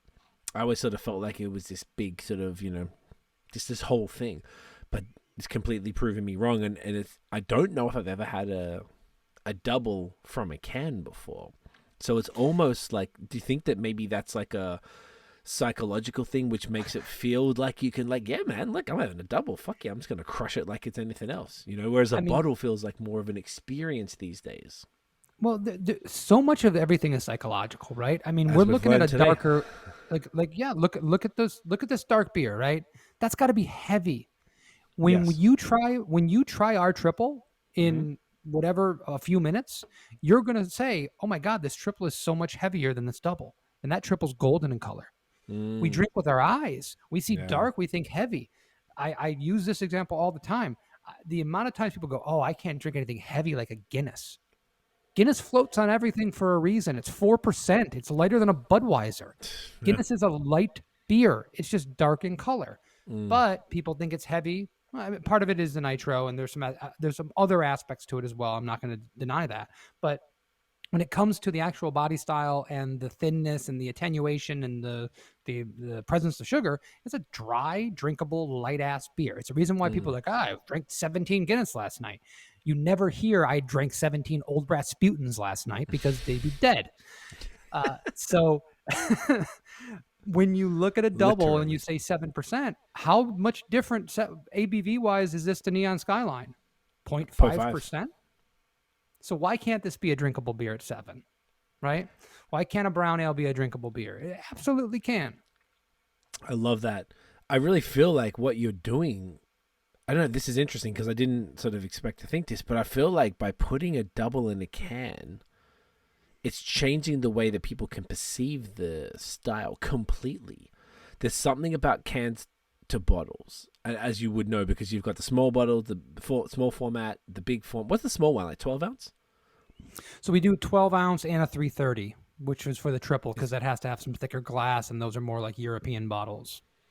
What's the 12 to 11 milliliter on the? What's the milliliter on a 12 ounce bottle? It's not 330. So 330 is 11.2 ounces. I don't know exactly what the milliliters on a 12 ounce is, but it's like a touch more. Okay, so it's like 3. Because in Australia, all short things like a can of Coke, everything is 375 ml. They don't do ounces. Oh, okay. We don't do ounces. Basically, America and Canada, I think, are probably the last 2 places on earth to do ounces. And because we're morons. We should have converted a long time ago. I don't know about morons because I'm one of you now. But I had to learn it, and now I've forgotten all the other shit. Like, I don't know kilos anymore. I just know pounds, like, as far as weight. I didn't even know. It's all I knew. I came over here and was, like, thinking, oh, like, the 25... no, what are they? They 40? The gym weights? You know, like, the weights? I think they're 40s. I was like, 40 kilos for one plate? I'm like, oh, it's, like, 22, like, kilos or whatever. So, yeah, I've forgotten all that stuff. But, yeah, either way, though, like... whilst the bottles are still crushes, this is something like, you could have the same beer, like this Abbey, the double in a 750 versus this, and it's like the whole perception has changed. Like, as soon as you see a 750, like, oh, this is a sharer. They're going to have a mate or two over, and we need to share it, and we need to savor this beer and appreciate it, because that's just how it feels, and that's why we all end up with cellars, because sometimes you put off crushing a 750 bottle, I don't know, for whatever reason, you just do, because you're like, oh, it's got to be an occasion. Whereas like a can, it's like, oh, it's Tuesday, I don't give a fuck, like, let's get into this. And I feel like this particular style maybe needed something like this. Like, this is like I said, a whole new perception. It rebrands it as a very drinkable, approachable beer, because that's what you've produced, a very approachable beer. But this is the thing. But this is the thing. Doubles are approachable. They all are. I mean, go and get, West Mall Double. That's a great, approachable, amazing beer. I mean, just Chimay Red. It's a great beer. There are incredible doubles out there. The perceptions that we have about what Belgian beer is supposed to be is just not true. And we fought, and we have fought, and we will continue to fight that perception. One of the reasons why we have branched out into doing other things is because we want to be more accessible to the masses, and it is easier to sell an IPA than it is a double. Period. End of story. Yeah. It's going to be that way. Whenever you get the emails about like the new hot beers that are coming out, it's never a Belgian double. And I will wager most of my family's retirement savings that it's never going to be, right? We go, oh, it's Italian Pilsners now. It's never going to be like, the hottest new thing in U.S. craft brewing is American versions of doubles. You but never know. you never know. But if we can, turn people onto this, we have a lot of people that know these styles and really, really love this. There's tons of Belgian beer fans and classic beer fans all over the world that really, really appreciate these. And the more people we can get to kind of go, hey, let's rediscover this. Let's try this out.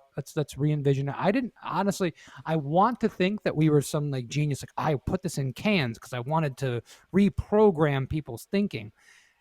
If I was smarter, I would have said, yep, that's exactly what I was doing. No, I wasn't thinking about that at all. I wanted to put a beer in a can. I wanted to see, give people an opportunity to drink the beer in a different way.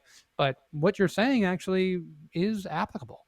I mean, this is just my immediate thoughts as we're sort of thinking. Obviously I had them in the fridge. I've had them here all week and, I've been looking at them every time I open the fridge.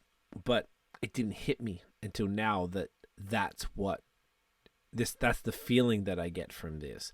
So I guess 2 questions. 1, have you ever seen a double in a can? And 2, correct me if I don't think you answered this before or I asked you this.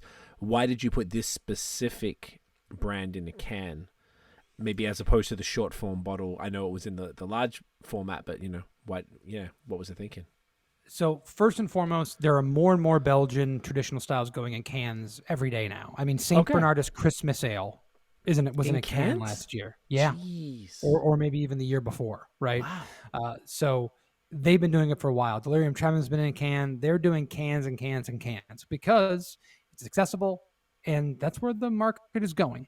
So we're getting more and more of them. Have I seen a double in a can particularly? I have not, but I'm not saying it's not out there. I'm just maybe it hasn't made its way to Florida yet.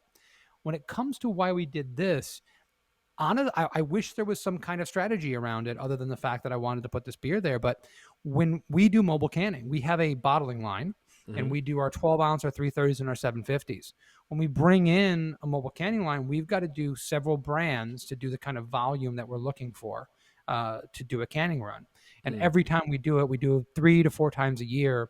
We analyze the beers that we have and we go, okay, well, these are the beers we want to do. This is the release of this beer here. We want to do 3 brands around this time. We want to do these 2 new brands. Is there a classic brand that we can put in this format that will make it a little more accessible? Maybe people will like it. Maybe they will expose it to more people, what have you, whatnot.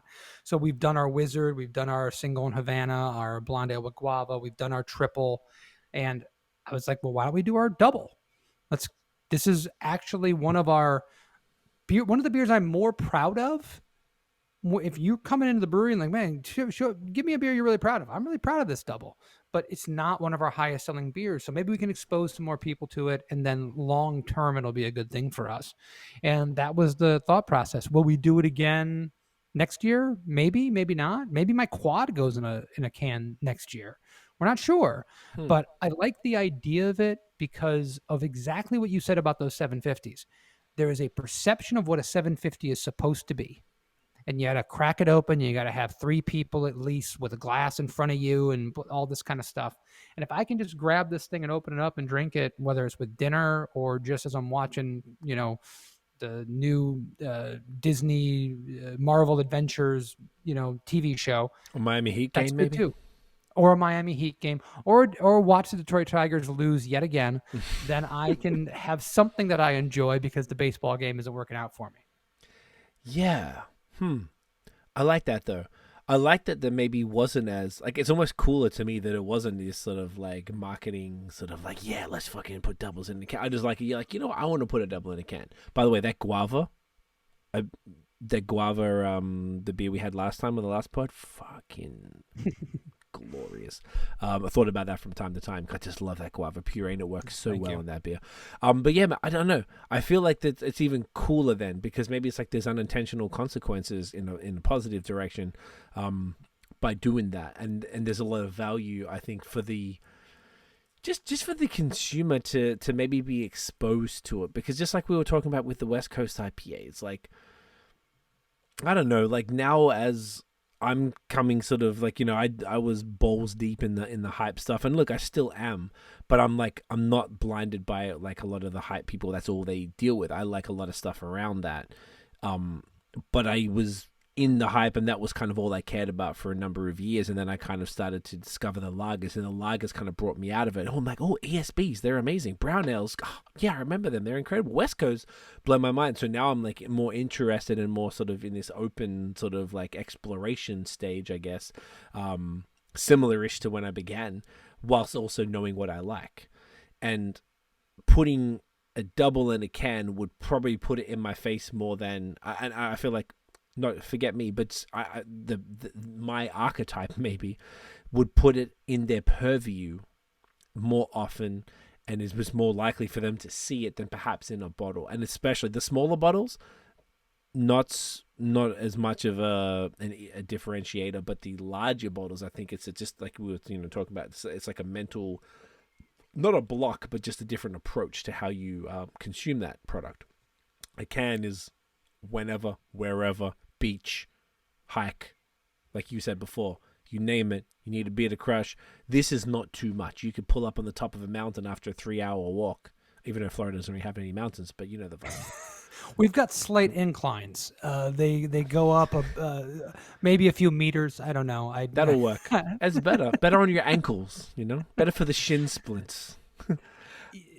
Yeah, I mean 750s and 22s have been dying for a long, hard death for a long time, and it's just it's a different kind of format from a kind of a past time. And there's some breweries that are doing a great job with them still because of how special they are and how unique they are, and they want to do the wax dip on them, and they've got the cachet with the brewery that they can pull that off and get people really, really jazzed up about them.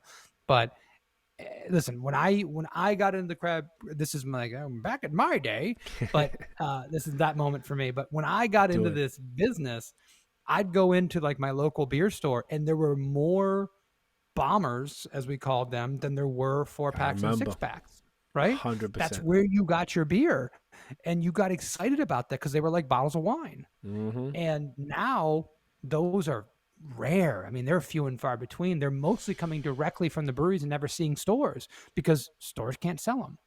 And we're one of the few older archetype breweries that still put one out here or there. And now we're the unique ones on the shelf. So maybe we get a little bit of a bump because of that. I think that's true, because I'd see, and particularly the stuff, correct me if I'm wrong, the stuff that you put in, I mean, we're going to bust open the 750 shortly too. At my behest, I was very excited to do that. But like the stuff that I have a pretty decent amount of your stuff in my cellar here, which is awesome. And I feel like almost all of it is some form of barrel aged though. Like, and I feel like the one thing that people across all different types of breweries will put in a, are we doing the triple? Yeah. I think it's time, yeah, right? Yeah. It's fucking, I love it. You didn't even tell me. I love it. I see that's how we're on the vibes, brother. I'm just jumping the gun, man. Hey, no, you're a fellow podcaster, which makes my life so much more pleasurable. I feel like it's okay when it's a barrel aged beer. That's when it's like, oh yeah, of course it's in the 750. That's what happens. You put a fucking barrel aged beer in the 750. No one even questions it. But they are few and far between, and not all of them make it to the stores. A lot of them are very much just a brewery only thing. So if yours are making it to the stores, and then they're hitting 750s, obviously Unibrew and stuff, but yours have that nice shape, which we'll show soon. They stand out a little more with the cork and cage and all that type of stuff, which is just an experience, really is the best way to describe it. So, is that accurate that most of the beers, obviously you put the one we just drank, the double in a 750, but would you say that most of them, probably not all, are some sort of a barrel aged situation or some sort of a special thing, or it's not always the case?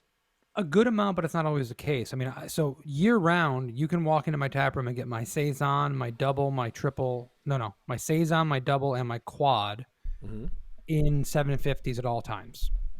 Okay. You can always get those. And then seasonally, I do my Belgian Imperial Stout in a 750. I do my Grand Cru, which is not barrel aged, but a very special beer every year in a 750. I do my Father Christmas, which is my Belgian Dark Strong. Belgian Christmas sales are a big deal. I do that in the 750. And then we do our one-off specialty barrel-aged beers in 750s with cork and cage as well. So we do cork and cage and anything that is barrel-aged. That's one of our delineation lines for that. Okay, because the triple that I chose tonight to go with a different one, the which we'll talk about, which isn't in a cork and cage, one we're going for, but the one I put in the cellar is cork and cage, and that one is a barrel aged triple, and this one is not barrel. Got it. Yeah, so that's one of the ways we try to delineate. We've done wax dip for barrel age as well, but we try to be consistent, and this is the thing. Like a lot of these beers we're talking about only are in the tap room, right? You're not going to find them out in the market. Some of them do make their way out, but a lot of them don't. And we want there to be a shorthand for people to be able to find these beers and go, oh, I know what I'm going to get when I get that.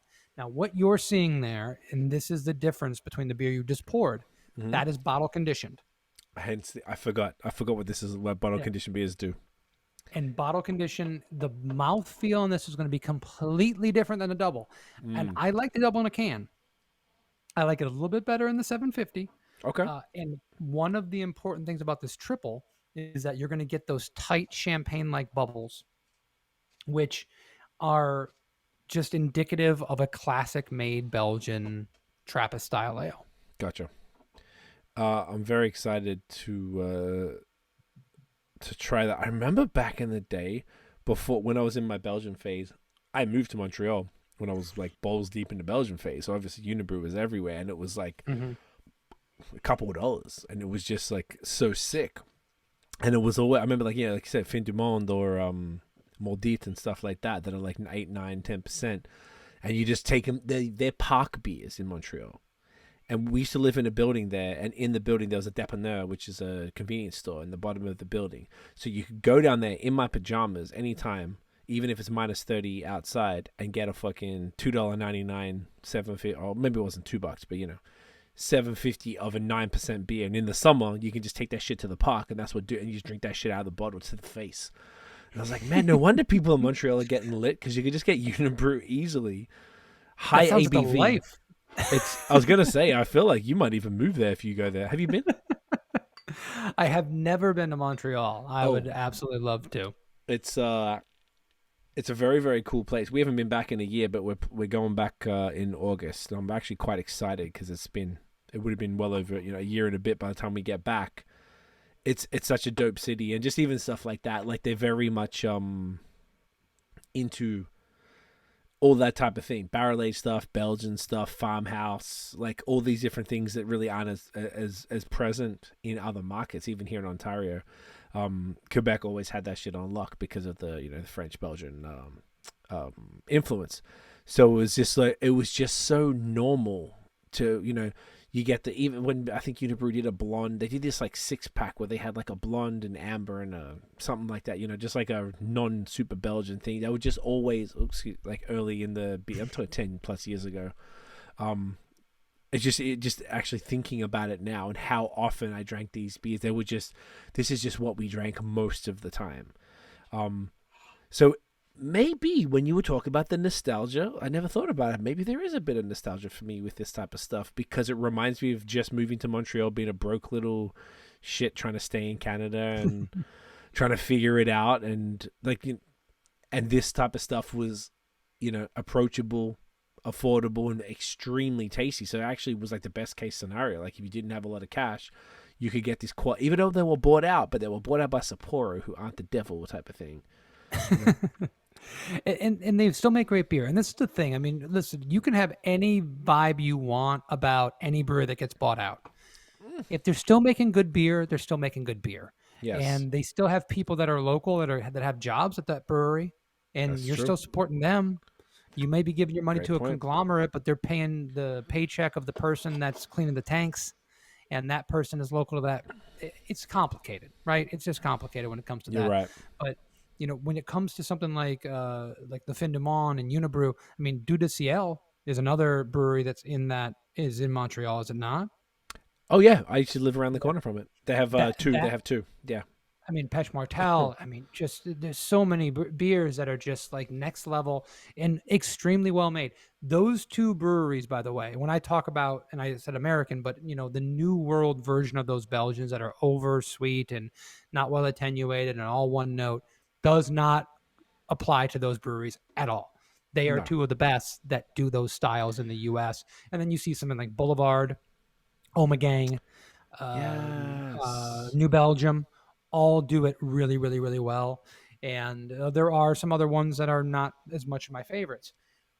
This beer that you're trying now, this triple, man.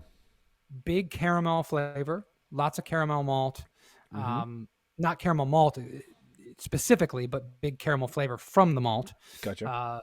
Little bit of phenols and spiciness to come from this. I get vanilla. I get a lot of stone fruit.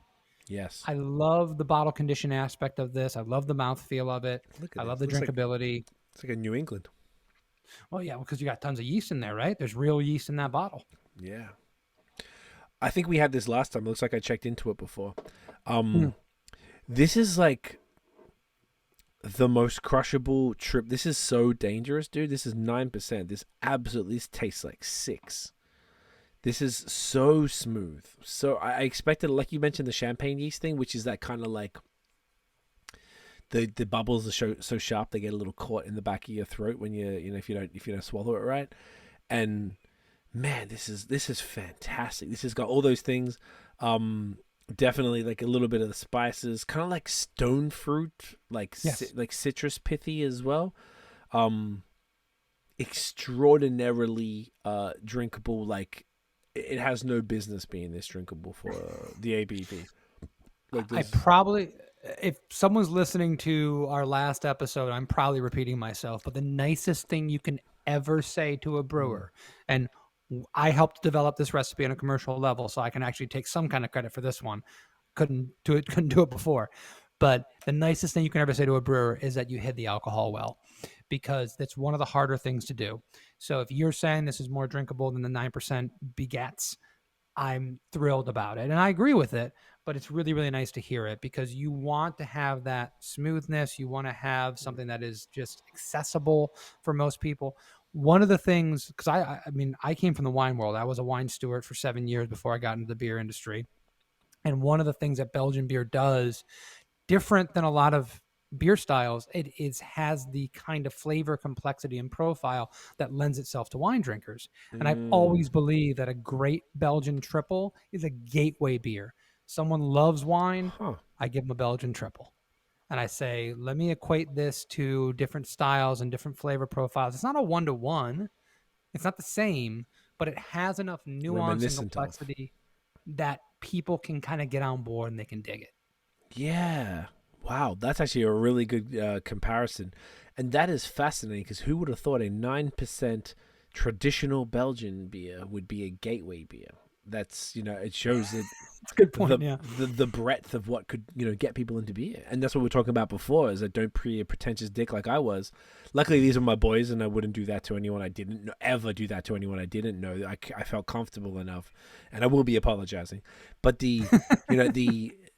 just having something like this is so cool to me, like that you can show somebody so many different things, because you could argue that a craft lager is a gateway beer and a New England IPA because they're smooth and tropical and they're not bitter and they're everything that people are scared of IPAs. They're the complete opposite of that. And then you've got something like maybe if they like darker things like the double there because it's so smooth, and in that brown ale category, then you got something like this, which some people just like more higher ABV stuff, particularly wine drinkers. Like 9%, my wines are 14, so they're like that's not scary at all. I mean, it's not scary 9% in wine is like a sweet Gewürztraminer or a Riesling, like that's like Spritz. low ABV. Yeah, exactly. So this can definitely, I can see how this can hit like this. The level of smoothness in this is impeccable, man. Like once again, I probably, if I'm honest, I probably haven't drank a triple since the last time I had this with you, back on that pod, and I feel like I must be. I don't know. I can't remember if I was as this impressed at the time, but this is like. So I don't even know if I would pick this as a triple, because in my head, triples of this may be more. The word that's coming to mind is like burning. That real like intense alcohol at 9% through this body. Like they typically are a little more clearer, but I liked it. I don't know, maybe because of the New England drinker in me. I love this visual for those listening. It's sort of, it looks like, no, if you looked at this, you'd be like, oh, you're drinking haze right now. It just looks like a New England IPA, and there's something about that additional yeast that gives sort of the body a little something as well. And we're the original haze. I mean, if you want to talk about wit beers and all the Trappist style ales, even going back to like the German Hefeweizen, that's a good point. Yeast suspension and stuff is kind of right up our alley. Yeah. It's interesting the way that the perception of the way people drink and what they expect in a beer has changed so much. Because you're talking about that as saying like, oh, people look at this and go, oh, I'm drinking haze. Like, this is like my kind of thing. I'm from a time when you wanted everything to be crystal clear, and you pride yourself on that. Like, that's the most important thing in the world. And then you start shifting to this different kind of drinking mentality and the different kind of customers, and being a brewery that has to kind of like exist in this world and take all these little things into account. Sometimes we're having those conversations like, oh, we have this beer that ticks a lot of the boxes of the things that people are looking for, but it's not exactly what they want. But why isn't it? You know what I mean? Like, couldn't this be that thing? Why couldn't it be? And it's more just like, I feel like it's not in maybe the zeitgeist enough. Like, people aren't, Did I send you the 888, the thiolized triple for our anniversary? Do you know what? I think you gave me one. Okay. When I was down there, because I had all of these beers in the fridge, and then when we chose 5 of the 6, and I put the last one there, and I saw it's got 3 8s on the label. Yeah. Yeah, I definitely have that one.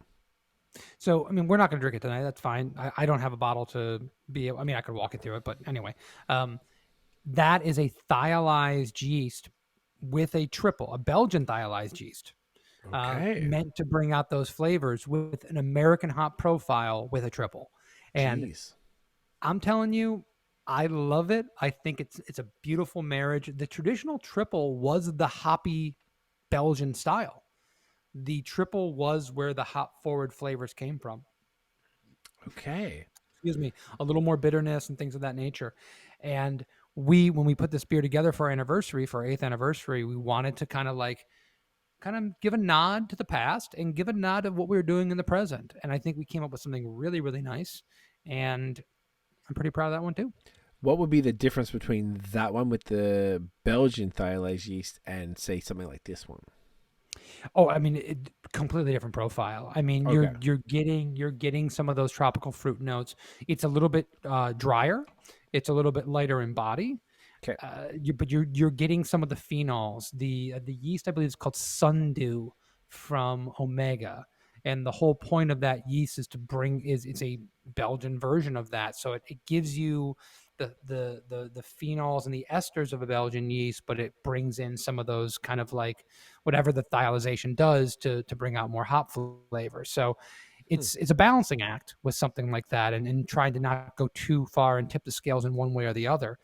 But there's so much to be done. I mean, 5, 6, 7, 10 years from now, we're going to have a brave new world of all this great new chemistry to get the exact flavors we're looking for. It's amazing. I love that there's experimentation in this world in the Belgian side of things, because like if you said, I never heard of like a Belgian thiolized yeast, like that's sick, man. Like that just shows though that like in that category, because I almost feel like there's like all the other styles, which I guess is like the British beers, which are kind of like this, whatever. I don't know if they invented the lager or not or whatever, but they're typically, well, you got the German and Czech type of thing associated with lagers and pilsners, British, all the British stuff, and then Belgian, and then kind of everything else, which seems to be North American, or at least pioneered by the US. So to have, and I feel like in the realm of the British styles, and in the German and Czech styles, and in the Belgian stuff, there hasn't been arguably a ton of innovation over the years because they're very traditional. Fair. Everything is, and that's not necessarily a bad thing, because I feel like it's like those things have come back in a way, and people are appreciating them even more now, which is great. But it's super cool to hear that there's some sort of like fun shit happening in the world of Belgians to be like, hey man, you know what we just did with that Waypoint IPA you just drank? Oh, sweet. Well, we did a similar shit with this yeast for this Belgian triple, and it's a Belgian yeast that's done the same thing. Like, that is cool, and I feel like it's those type of efforts that are going to bring the style maybe into more of a I don't want to say mainstream, but you know what I mean? Like more of a sort of more prominence in the beer world, whereas like everyone knows Belgian beers. Most drinkers, except those who are maybe pretty in the last few years, who just came in, who only know haze and pastries and smoothies. There's got to be a bunch of those folks, but most other people have been through that color wheel and the Belgians and so on and so forth. So like, I think it's just injecting new life into a traditional style, which, you know, is arguably perfect as it is and doesn't need change, but like, let's fuck around a bit. Well, it's fun. I can only speak to myself. I was introduced to craft beer through Belgians. It was the thing that didn't taste like anything else, right? I talked about my Killians. I talked about when I was 19, I had a fake ID and I could get Sam Adams Oktoberfest, right? Man. And that certainly wasn't Budweiser, but the first time I had a Delirium Tremens, that was the antithesis, right? That was the completely different kind of thing. And Nostradamus and Saxo and all the Trappists. And the story that I hear from so many people that came through beer at my time is all the same. I discovered Belgians first, then I got into stouts and porters, and I got into IPAs, and then I kind of forgot about the Belgians and I went and did my own thing. So if we can bring some people back, because there definitely are gateway beers there. And by the way, I don't have my finger on the pulse of what's happening in Belgium. But from what I understand, there's tons of IPAs happening in Belgium right now. We might not get them in the States, but just like we've got the craft beer movement in the US and Canada, they got a craft beer movement there. And they're doing their version of the haze craze. They're doing their version of the smoothie sour. They're just doing it probably in a smaller, you know, just like other breweries in a very, very small footprint and putting those things out. There's innovation in Germany. There's innovation in England. There's innovation everywhere. We're probably just not getting the best of it or the most interesting aspects of it. And it'll filter out eventually. But as long as people are still trying to push innovation and these companies are coming out with thiolized yeast strains and all the crazy hop varietals. I mean, listen, we are lucky. There's going to be incredible beer until, you know, the sun burns out and, you know, chars us all on earth. It's whether or not, you know, there's going to be enough people drinking that beer to support 10,000 breweries is really the question.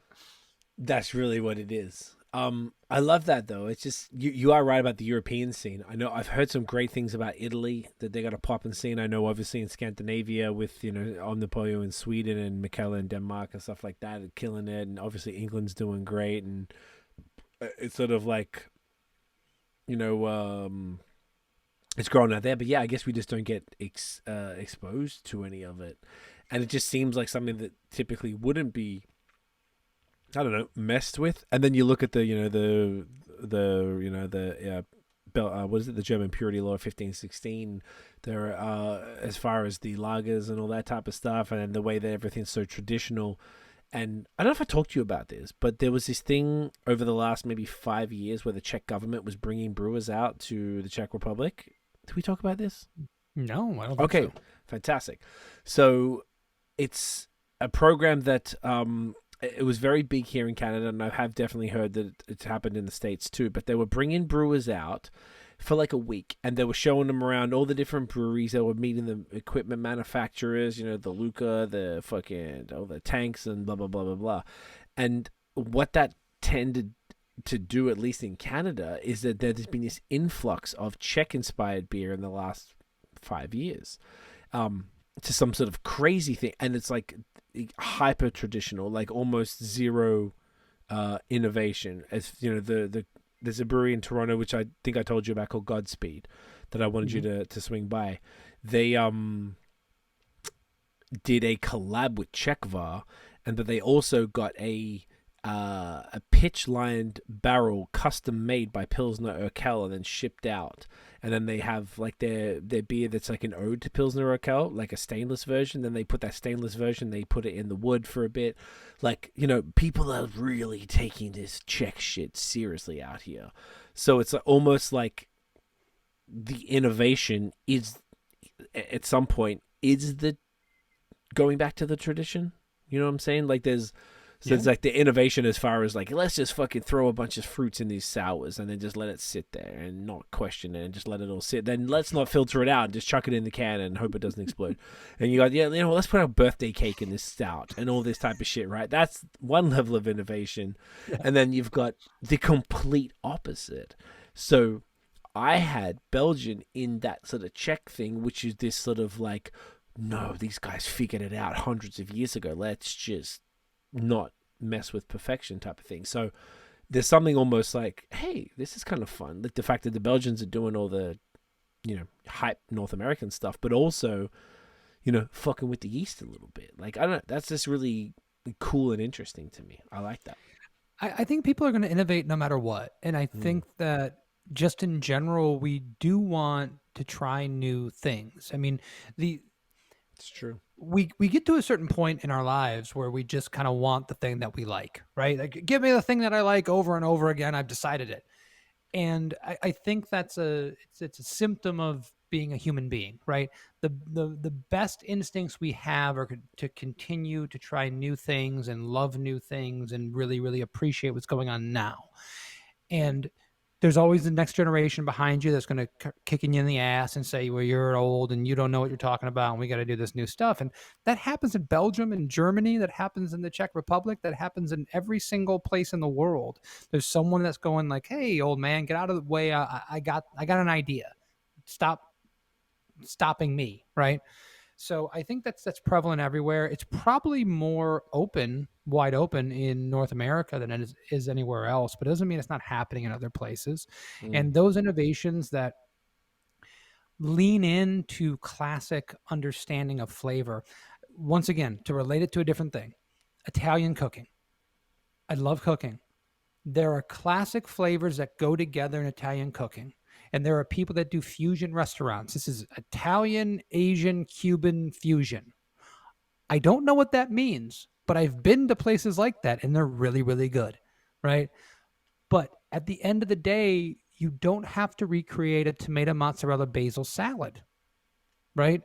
It's all you need. It gives you every flavor you might want, and if you want to give a drizzle of a jalapeno, something balsamic on top of it to add a little kick, great. Maybe we need a hint of some of these new things in there to mess around with those classic styles. Maybe we don't need to reinvent them completely. Or maybe we just need different categories and you get a chance to pick. I want my crazy over-the-top, super sweet, crazy pastry stout, but I also get my innovation on my Czech Pilsner. As long as we have an avenue open for both those conversations, I'm a happy guy. Man, that's the best way to put it. I feel like, you know what? I mean, you and I think we're born the same year. Oh, it's time. The thing I've learned over time, I'd be curious if you feel the same, is that the truth is always in the middle. Oh, without a doubt. And balance is the key to life, which is an interesting thing because I feel like it maybe sounds like a cop-out or just like a stupid little statement, but it couldn't be truer as far as I'm concerned. And I think that's really what it is. It's more like, you know what? We got the traditional, which you can love and you can fuck with, but then you've got the crazy other side, which has its purpose too. So this is something that is probably in the middle of both right here. This is the Grand Cru. Would you say, is this just like a straight up Scotch ale or this is a Belgian style Scotch ale? So it's a Belgian style Scotch ale. It is. So every year we do a Grand Cru. And for us, it's not the same beer. It's not a style. It's a designation of a very, very special beer. Okay. We never use any adjuncts. This is the representation of water, yeast, hops, and barley, of malts, essentially. This is always, I think we've done it now for 8 years.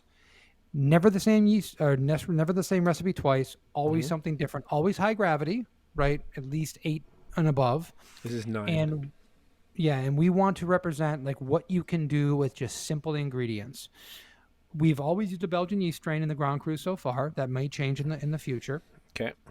And this beer, we decided to do a Belgian Scotch Ale. Last year, it was a Imperial Saison. No, last year it was a Golden Strong Ale. The year before it was a Dark Strong Ale. The year before was an Imperial Saison. The year before that was an Imperial Red. We've done a lot of different things with this style. And it is, bottle conditioned. It's full flavored.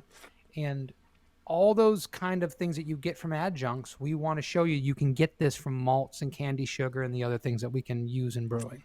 Hell yeah. It's I love the bottle conditioned beers because that shit was like, it just sort of like the head just like was pouring out of the bottle, which is which is gorgeous. And a Scotch ale. So is this sort of like a unique hybrid that you guys did, or is this look at that fucking head, dude, or is that is this something that's sort of like a relatively common Belgian thing? Well, there's a couple. I mean, Mick Schoof from Schoof Brewing, maybe that's the name of their brewery. It's the CHOUFFE. Yeah. So Mick Schoof is a Belgian Scotch ale. I mean, Schoof, incredible. Everything they do is amazing. Scotch Silly is another Belgian Scotch ale. So there's a precedent for doing a Belgian version of a Scotch ale. It's something that we really like. Bill McPhee, one of my partners at the brewery, he's of Scottish heritage, and this is actually, I believe, I might be wrong, this might actually be his tartan for his family. I believe. That's sick. Because we've used that in the past, I believe. So there's some nice stories to be told in that. But, the big malty nature of a Scotch ale, of a wee heavy, there's a lot of different ways you can kind of term this, and a Belgian beer, they complement each other really, really well. So it has a lot of those, the nature of like a big Belgian dark strong ale, like a quad. But you get more molasses. Yes. You get a little more sweetness. It's got this like real expressive like chocolate nature to it. I mean, all that toffee. There's a lot going on here. I was going to say, it's very, it's reminiscent of the double, but as soon as you said it, it was like that toffee. It's way more intense. The carbonation is a little stronger. This is 9% versus 7%, so it's like a touch bolder and maybe the body's thicker. Kicked up quite a bit. Yeah, body is definitely kicked up. I don't recall this. You mentioned the silly one. I feel like that's so familiar. I feel like I've had that before, Scotch but must have been a while ago. This is fascinating, dude, and it's still got like that that sharp carb, that's so common in the Belgian stuff, which I quite enjoy. I almost feel like I don't get that super sharp carb that often in beers. Well, one of the things people don't realize about carbonation is not only do the little bubbles popping consistently give you more aroma, because it delivers aroma literally to your olfactory senses, but also it's carbonic acid. Okay. There is a slight tinge of tartness that will be added to your beer by having more carbonation in it. So there is a balancing of some of the sweeter aspects of a beer that come out through the malt character, but also just through the fruit flavors that come out in a an estery yeast strain. So everything plays a part, right? Right. That's what I love about Belgian beer. It's not just the malt and the yeast and the water and the hops. It's also the carbonation. It's also the fermentation temperature. It's the temperature in which you serve it. I mean, there's so many things that give you a different experience. And this is not completely unique to Belgian beer, but it's one of the things I love about Belgian beer. Hell yeah, man. I almost feel like it's more. I almost feel like it is. It's so much more nuanced than perhaps it gets. I was about to say get credit for, but it's more that people remember. Like, I feel like when it was, I don't know, when I got into it pretty deep, 2012, 13, 14, something like that, like, I was, like, drinking Belgian so much. It always comes up in my Facebook memories. There's so many Belgian beers. I was drinking heavy. And it was just normal, and it was so varied. But I think because you sort of like a lot of drinkers get sort of taken away from it for a bit, you just forget about like what it can actually offer as a, I don't want to call Belgian a style as much, but you know what I mean? Like at least like a particular it's a whole country is doing this really unique stuff.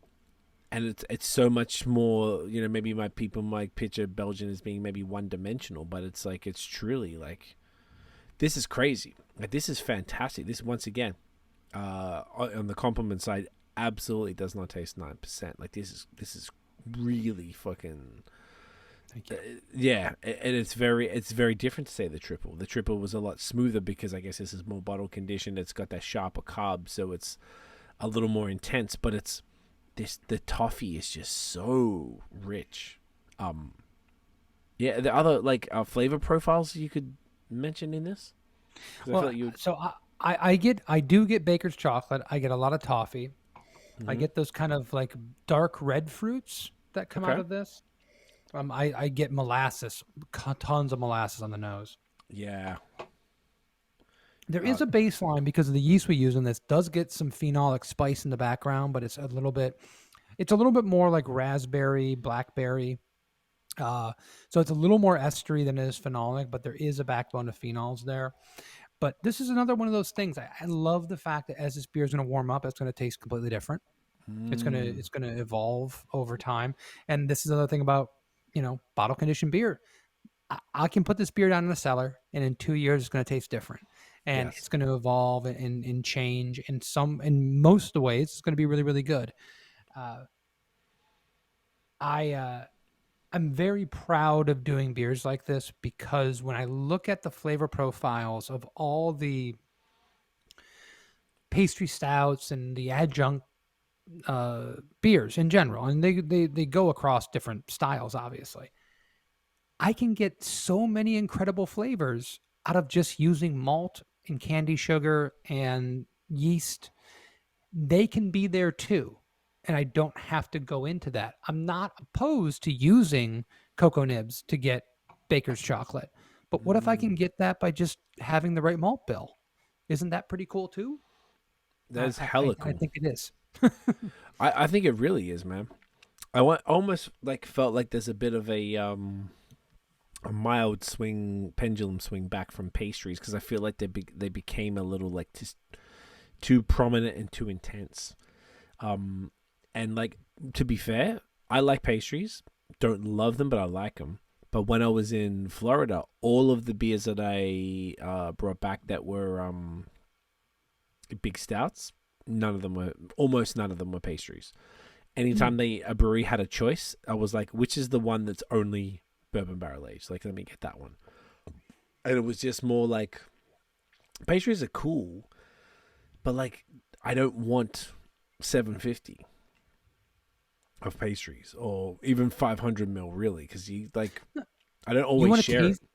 You want to taste them at a bottle share, and you want to get 2 ounces of it, and you want to go, man, that tastes exactly. Fun. Yeah, like that's amazing. Marzipan or whatever the fuck. Yeah, how did you do that? And then you want to go on and drink something else. Exactly. And that's something that I learned so early on. And this is going back to the days of Dark Lord and Kate the Great and the big like imperial stouts when they were first getting hot. Is I was shocked at how little I wanted to drink the most special beer that was poured that night. And how it would go back to either what was on draft at the bar I was at, because we had like bars that did bottle shares and they'd have like a great Pilsner on draft or whatever. Or there was another beer that was shared that was more simple that I was like, oh, can I get some more of that? And everyone's fighting like literally tooth and nail to get like 1 more ounce of this crazy beer. And I'm going, you can have that. That was really, really good. I'm so happy I tried that and I experienced it, but I don't think I need enough. Yeah. Yeah. And I'm in the business of giving people beer they want to have over and over again. One, that's how I'm going to make money. That's how I'm going to make my living. And 2, that's what I think I'm the most proudest of when it comes to my portfolio. And that when you came to my brewery, I was like, I want you to try this, this, and this. Yes. These are the things that I want you to walk away going, these are the beers that Kevin's really proud of, and this is the beers that he thinks represents his brewery the best. And they're almost never the ones that are on the margins. They're almost always the ones near the middle, where they have complexity and balance, because I think those are more interesting.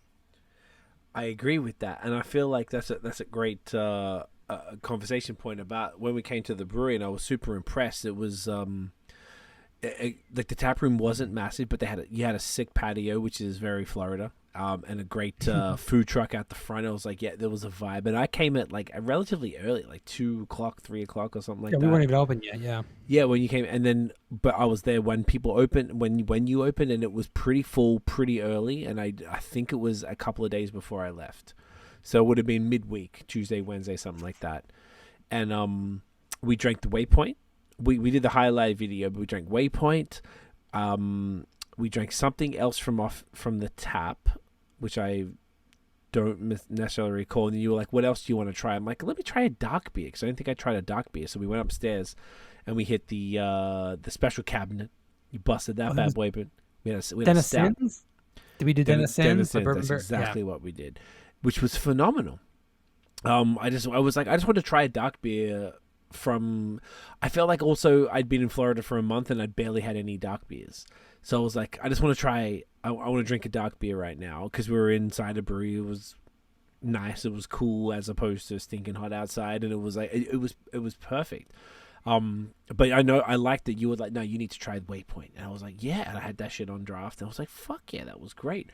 And we had that. And there was something else though. Do you remember what it was? There was one other thing. You had the Imperial Lager that I did with that was what Savage it was. Life. The Imperial Lager. Yeah, I think it was the Imperial Lager, Waypoint, and then the stout. Yeah. And I was driving, so I couldn't have too much more. Yeah. It's very well, absolutely responsible on those Florida roads. I would never disrespect the I-95 like that with drivers who are that wild. But yeah, the shit was really cool, man. It was really dope to see sort of like the breadth of what you do. And I think the first time we did not drink an IPA or anything like that during the pod. So it was very, very cool to be able to actually like, all right, well, let's try this one fresh on draft too. And then even tonight, have it in a bottle, and then have the new one that you were telling me that you were doing, which I just demolished that shit. That was fantastic. It was just really impressive, man. Oh, it was glorious, man. It was exactly what I was anticipating it to be. And yeah, Den of Sins, I think you even sent me home with a bottle of that, which I'm sort of like hesitating to just crack. So I'm like, oh, I want to like... I'll drink that 750 for sure. I'll take that to the face in a night, no problem. Now, I have one night of the week which I call Big Beer Wednesday. So every Wednesdays I only do beers about 10% and up.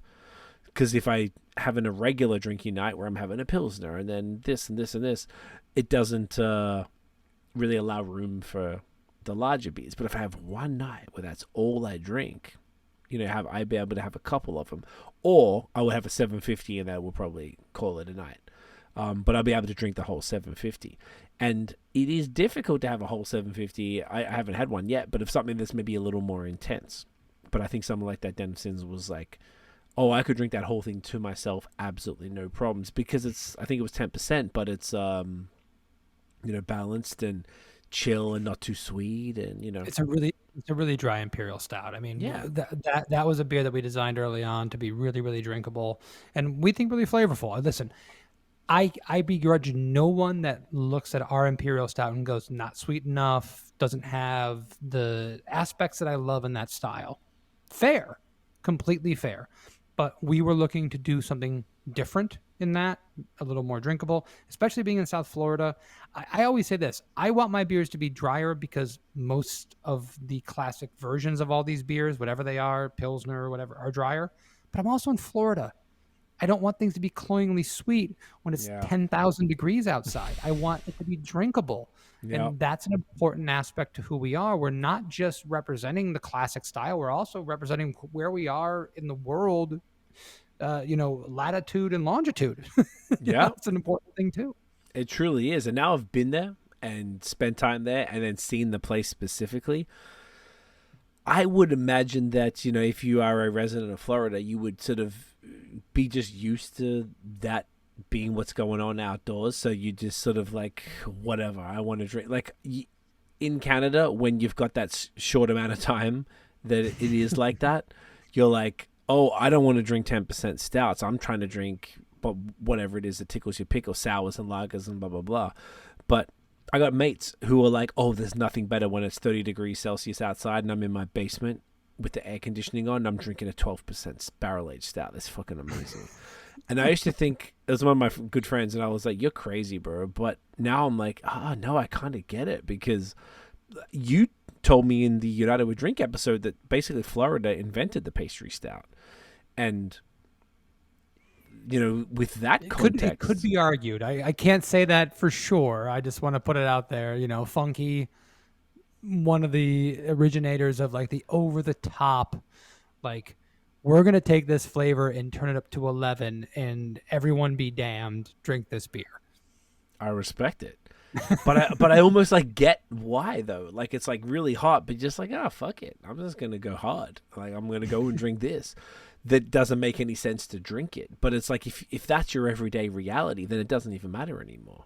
Whereas here, it's such a short amount of time that it does actually matter, because you're just sort of like, well, I really do just need, I want to be on a rooftop or on a patio or near the beach or whatever and drink something lighter.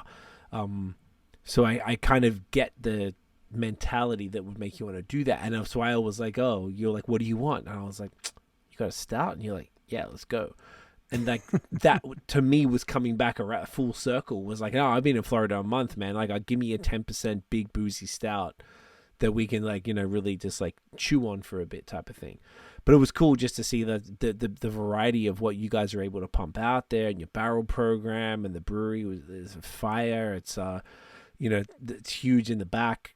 The front is very like warm, cozy pub type of thing. I haven't been to Belgium, but I imagine sort of like, you know, that British pub thing. So I imagine it's probably like a Belgian pub type of thing, and very welcoming. And it just felt good, and I was like, yeah, this is the type of environment I would love to crush all these beers in. Like, it was cool just to see that sort of like take it from, you know, we did the original pod, we did the Odd Breed pod, and then coming to see you, and then we're like, oh fuck, this is great, man. Like, it was really cool just to kind of like bring everything full circle and to see where it all happens, and now coming back and doing this with that context, and talking now, it's very, very cool. I'm more impressed with what you guys have been able to do. And sort of really, like, you know, like you've said the whole episode, like, fly that flag for Belgian beer in Florida and beyond. It's really cool, and I really feel like it's putting people onto a style that's just sort of doesn't get the props that it used to get, all the props, and the props, you know, maybe have chilled a little bit, and now you know, you guys hold it down. Listen, man, I can't tell you how much I appreciate the kind words. It means the world to me. I mean, we want to engage with individuals. We want to engage with people that really love beer.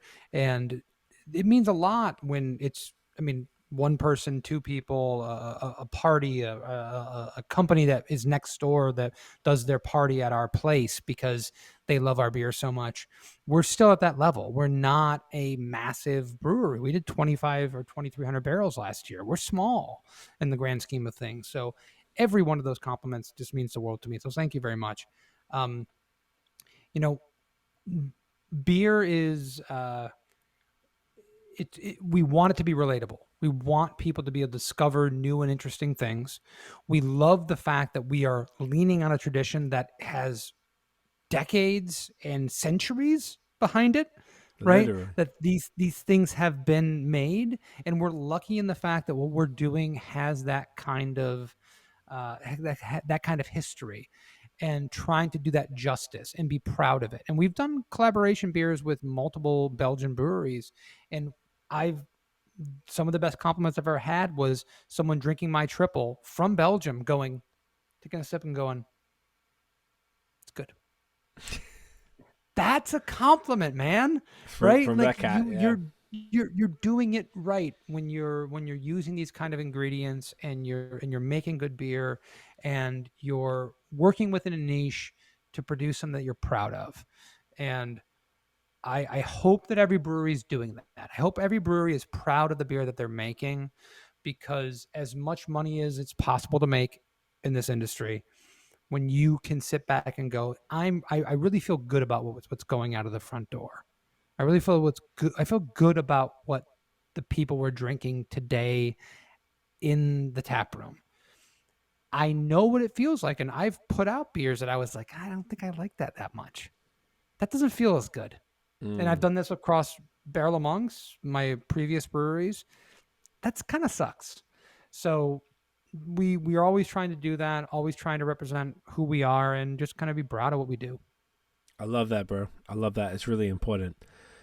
I'm gagging for a piss. So do you want to pause? I actually realized I used to just ask a question and make you answer it, and then I'll rush and come back. But I actually have a pause button. So we could just pause. We could both go piss.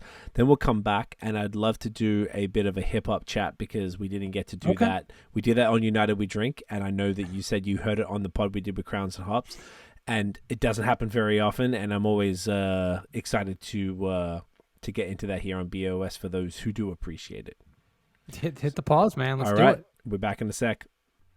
Alrighty, we're back. Tinkle break. Using that pause button. You know what, Kev? We've been doing these podcasts virtually for 3.5 years, so basically since COVID. And I only learned they had a pause button this year. I used to ask you a question. I probably did that to you last time. I asked you a question, and then I ran off to the bathroom and came back. You know, we learn new things every day. It's amazing what technology can do. I don't understand it all because I don't understand technology. But who does? If it was me, it would take me 5 years to find the pause button. So good for you. Thanks, man. I appreciate that. You know, I'll call it. You. Thank you, man. I think look, you're 81, right? Mm-hmm. Yeah, we're 81 babies. Yeah. You know, we're not young men, but we're virile. But sometimes things escape you, and you're just like, oh fuck, the pause button's been here the whole time. I just never really thought that it just paused, and then you can just get right back into it rather than be awkward. But here we are. Yeah. So in the podcast on United We Drink, which once again, for folks who don't know, definitely go follow that. We had a great chat because you noticed that I did a pod with Tio from Crowns and Hops, who's a good friend of mine in LA, a brewery owner, and he's a hip hop head. And I found that across the beer world, most people, at least that I've come across with, like most breweries, are sort of more, rock metal inclined. So whenever I come across a fellow hip hop head, I'm always very excited to chat more about rap, and that's something that you brought up on that pod, which was great. And we talked about our top 5. You did the Noriega Quick Time with Slam, where you did the. Are you familiar with that? No. Have you seen Drink Champs, Noriega's pod? No. Okay, so Nori has a podcast called Drink Champs with DJ EFN. Both my video died, but I'm going to replace that, from Florida. And they do it out of Wynwood, funnily enough. And they have this section where they do questions exactly like you asked, which was, you just got to answer. You said, like, Rakim or KRS-One. And it'd be like, Dre or Snoop, blah, blah, blah, stuff like that. Mm-hmm. And I love that because that has I listen to their pod. Noriega's, you know Nori, right? Like Nori's a fucking wild dude, and they get lit. It's called Drink Champs. So they're doing shots for 2-3 hours. They get like, I'd be dead, but okay. Yeah, I wouldn't participate. I'd be like, can I bring some Barrel Amongst on, please? Like, it's very cool, but. Obviously, we're a craft beer podcast. We always get a little lit here too, but not that lit. Jesus Christ. So yes, I was very familiar with that, where you have one or two, and say their thing was, say if you did one of the ones that say it'd be like Dre or Puff, and you'd have to answer. And if you go both, and if you say both, you have to drink. Or if you go I don't like either, then you have to drink. And that's the problem, because if you can't answer, and they always ask the guests a kind of catered question that they know would make a tough decision, so that the idea is that they would drink so that they can continue to get lit. So I appreciated you asking me those, and I think it's even cooler that you did it not knowing that. I had no idea, no. Now, one of the other things that I think I brought up was our top 5 rappers of all time, which I also did with Tio. But I think for this, I think what might be more interesting, as a fellow hip-hop head, do you have a top 5 favorite albums of all time? Which I almost feel like is harder than the favorite artists. It's so difficult. I mean, so when we were talking about that, like I put together some questions because I wanted to throw that out to you because I wanted to have that conversation. I was not expecting to have to like actually give my responses to that, and I was happy to do threw it. you under the And bus. by the way, if you asked me 5 times to give you my favorite hip hop artist, I'd probably give you 5 different lists. Right? Because I'm just thinking about things differently. So if you're going to ask me my top 5 albums of all time, it's going to be a smattering of things that are going to be completely different than if you ask me tomorrow.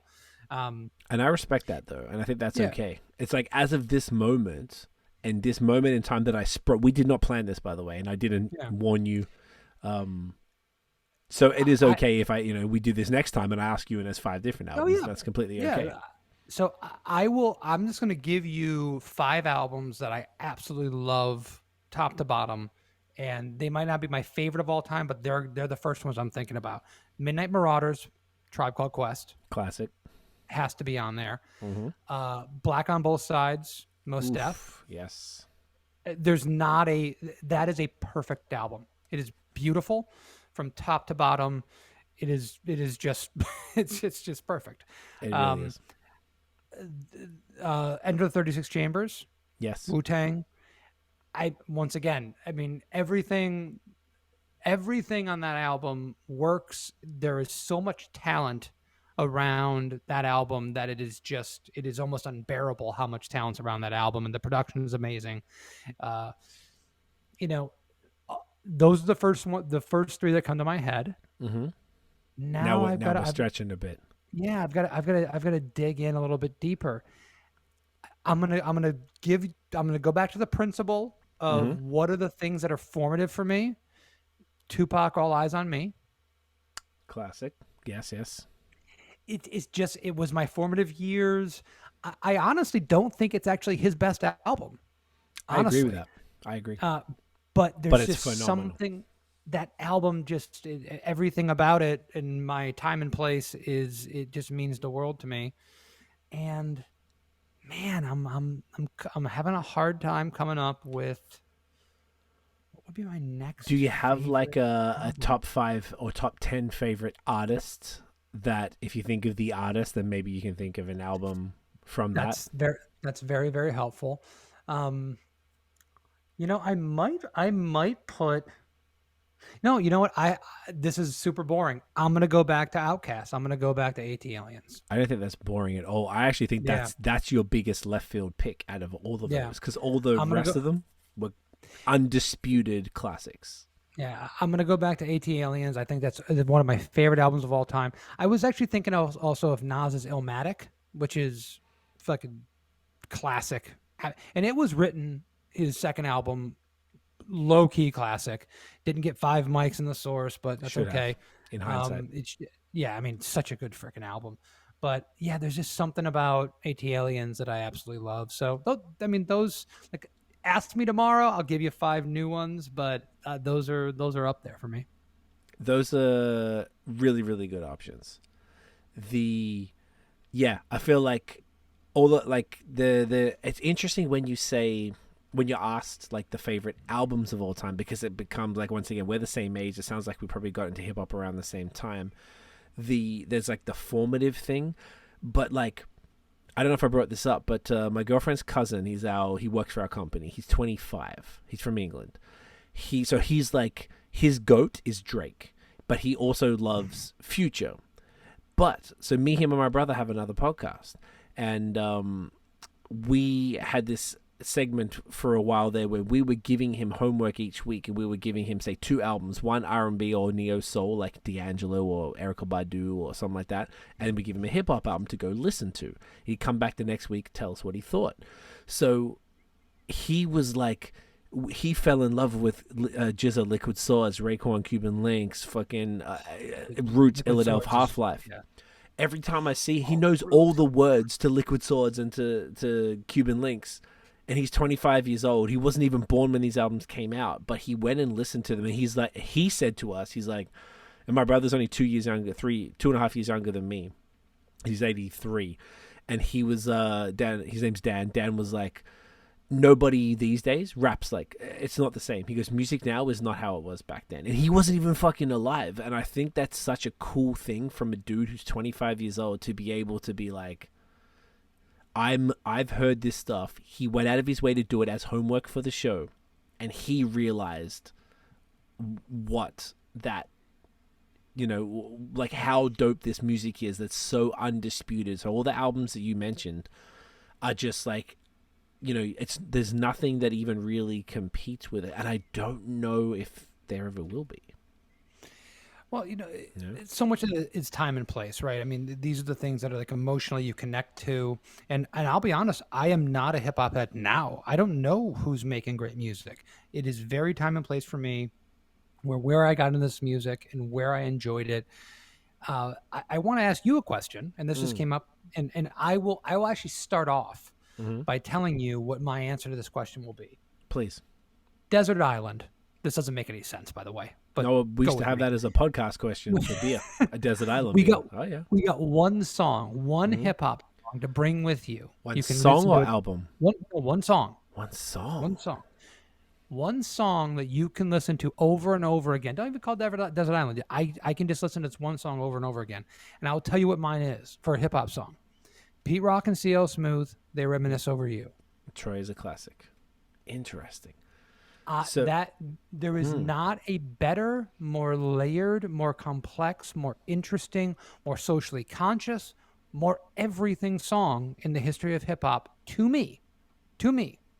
When I first heard the horns blare on that song, it meant something to me. It just connected with me immediately.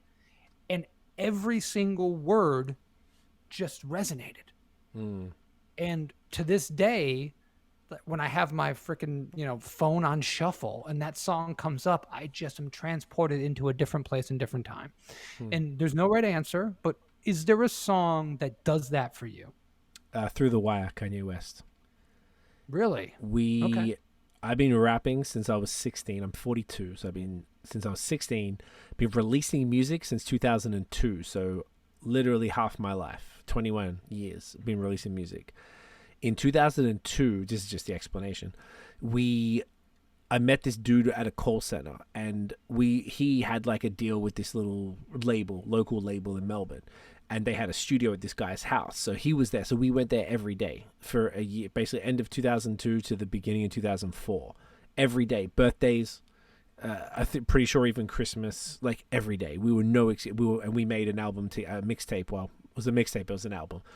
And we would listen to the leaks from Kanye. At the time, he had produced the Blueprint, and he was dropping a bunch of leaks of him rapping freestyles and then demos from what would become the College Dropout.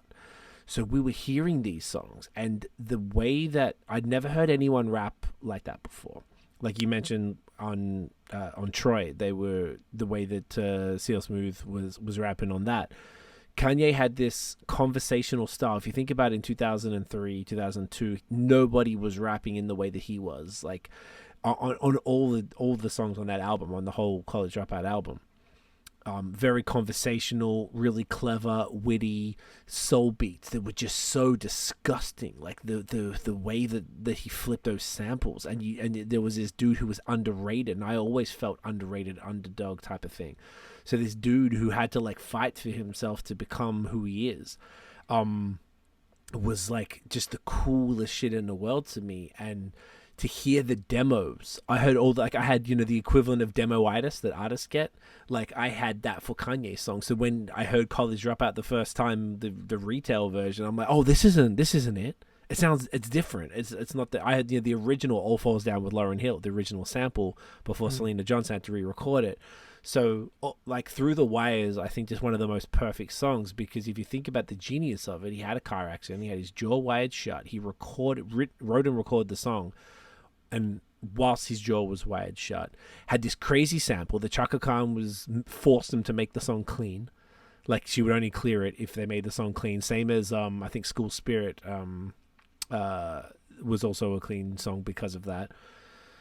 It was just perfect.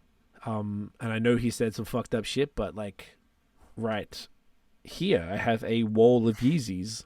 Like, it's all I wear. I'm wearing foam runners right now. Like, it's all I wear. Like, I know that he has had his moments, but like that dude has had such a, like you mentioned, like impactful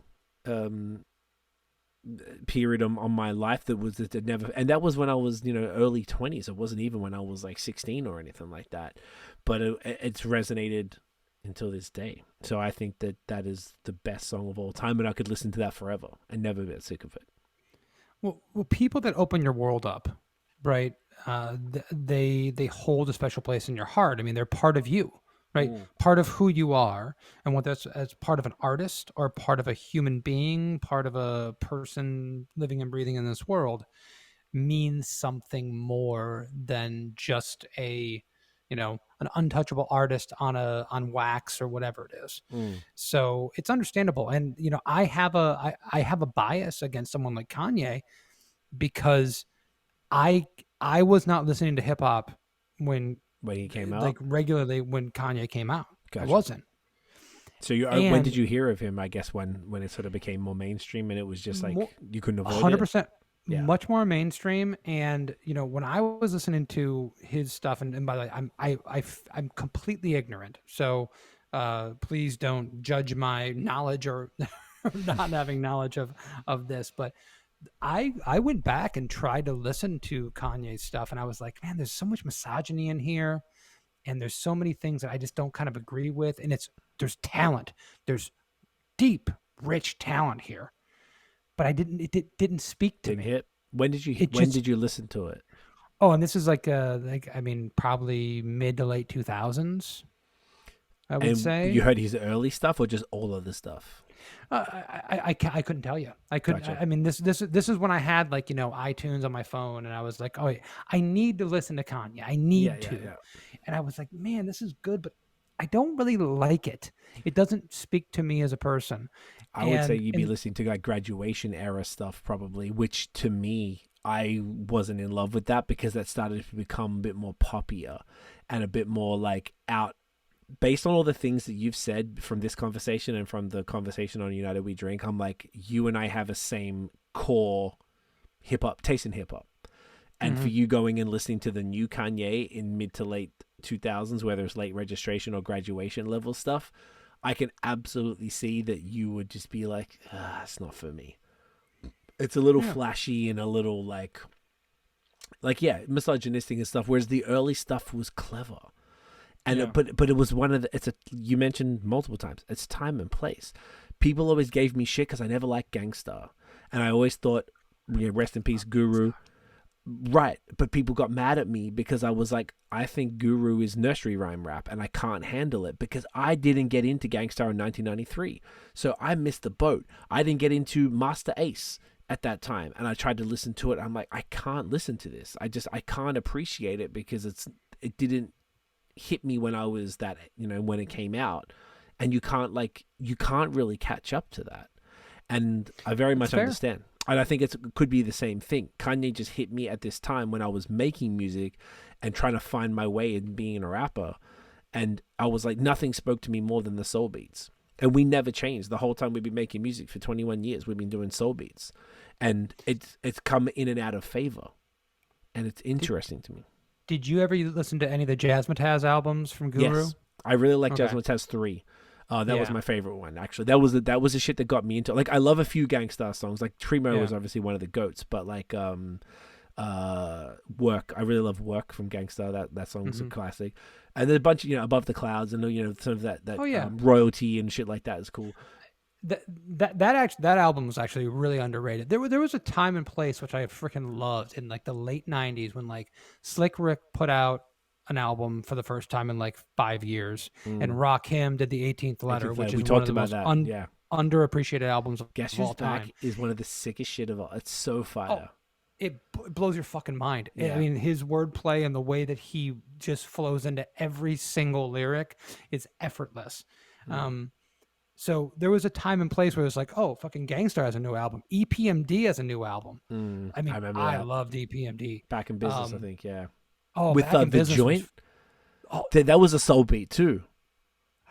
The joint is like that shit was so sick. that is on, like, I have like a playlist of like 20 hip hop songs that are like, I can just listen to them forever. The Joint is on there because the background beat is perfect, and just like, I make $1 million bucks. Everything went around. Yeah, man. It's so sick. Everything hits. That shit. Everything hits. Everything's a punctuation on whatever you're experiencing at that moment. So there was that time and place where these classic hip hop artists from the fucking 80s were putting out this great music, and I don't think any of it really like stuck as like, this is like the classic stuff from that time and place. Yeah. But even Slick Rick, like his, I forget the name of the album off the top of my head. The late 90s one, right?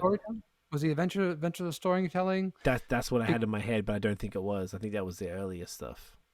No, the Great Adventures of Slick Rick was his first album, where he's like Spider-Man, like perched on like a building.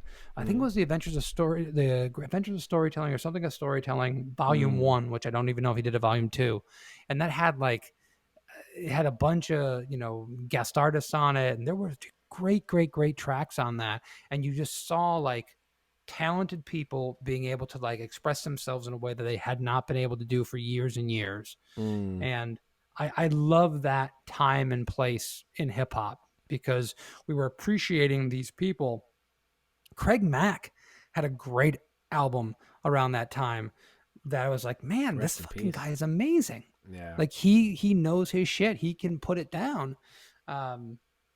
But that is my wheelhouse. That time and place was so important to me. Right. And the farther I get away from that, this way or that way, I just have a harder time resonating with it.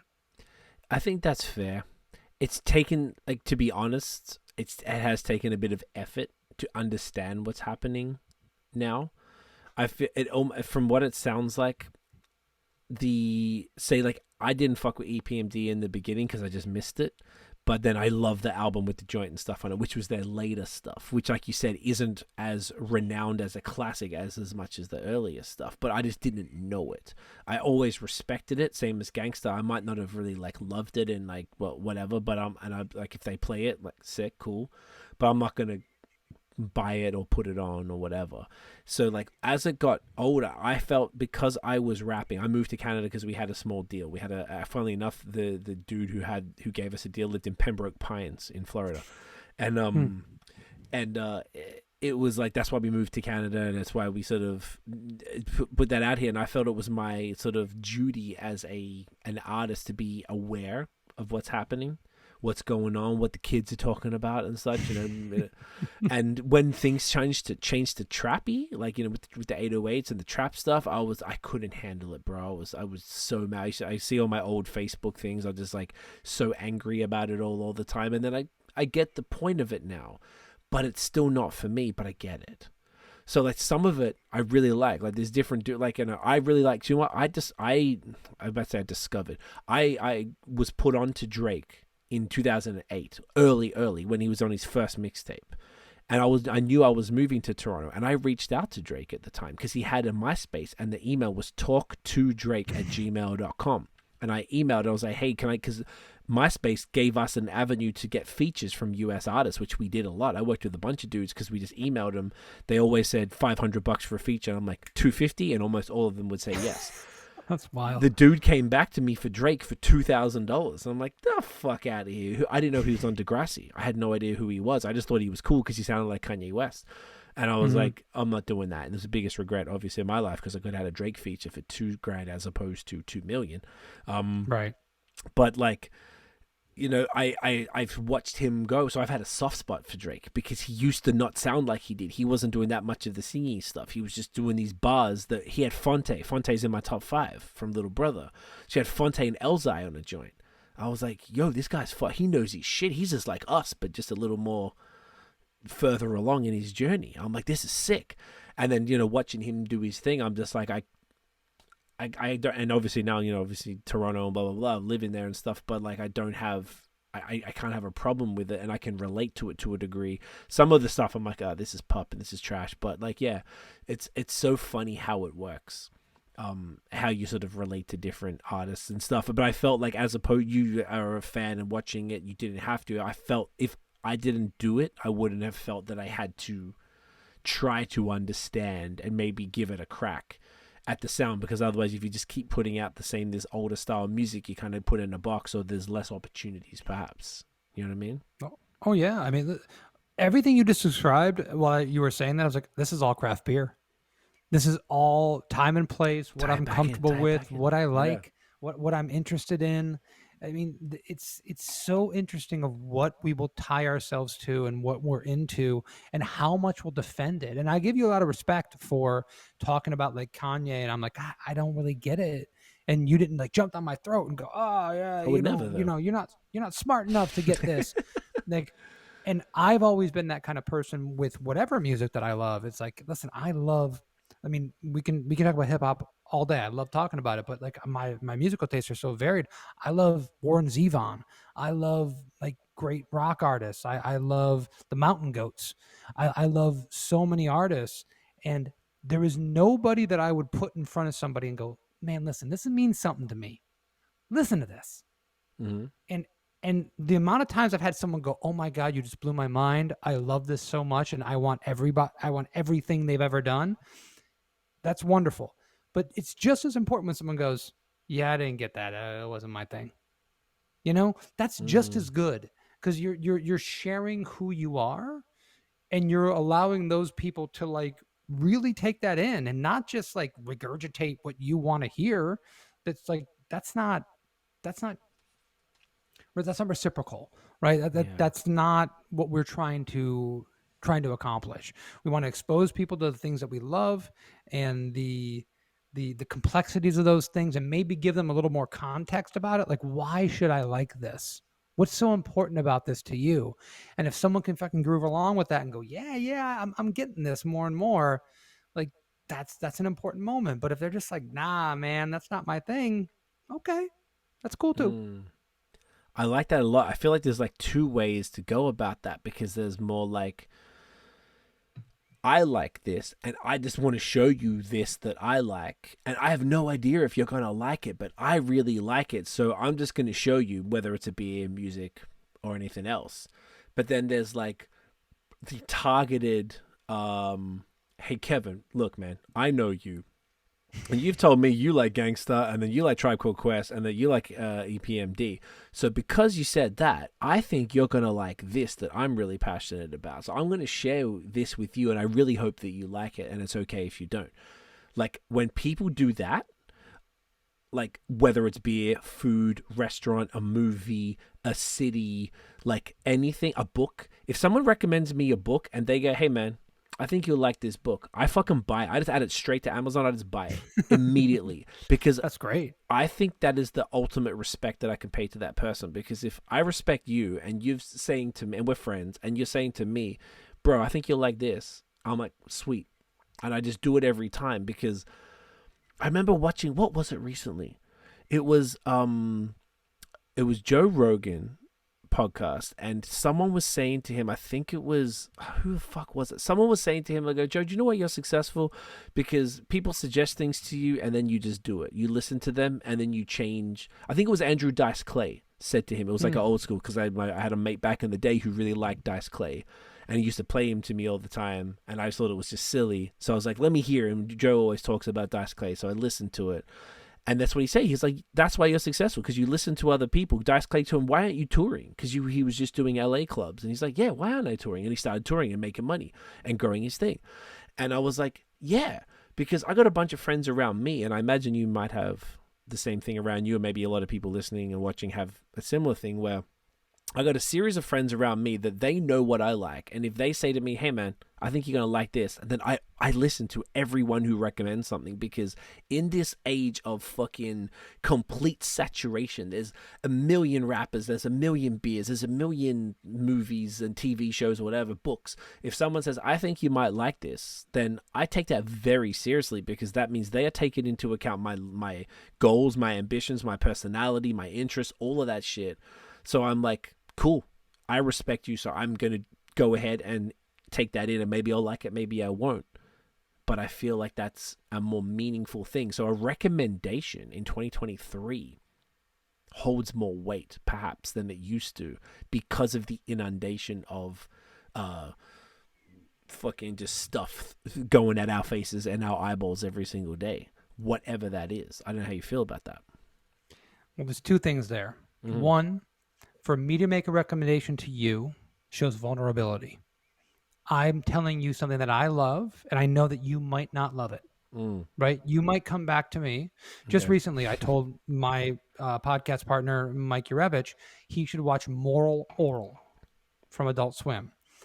It is one of the most brilliant, beautiful TV shows ever made in the history of mankind. It is a claymation TV show made in the mid-2000s, and it is so much more than that. It is so perfect. It is so important. It is so well done. And if he comes back and says, Kevin, I watched 3 episodes, it was garbage, I don't like it. Well, that's going to hurt me, like, because this is something that's important to me, right? So I'm being vulnerable. I'm opening myself up to somebody not loving the thing that I love when I love them, right? That's an important thing. And the other thing you're doing is you are just showing them your heart. You're showing them who you are at your core.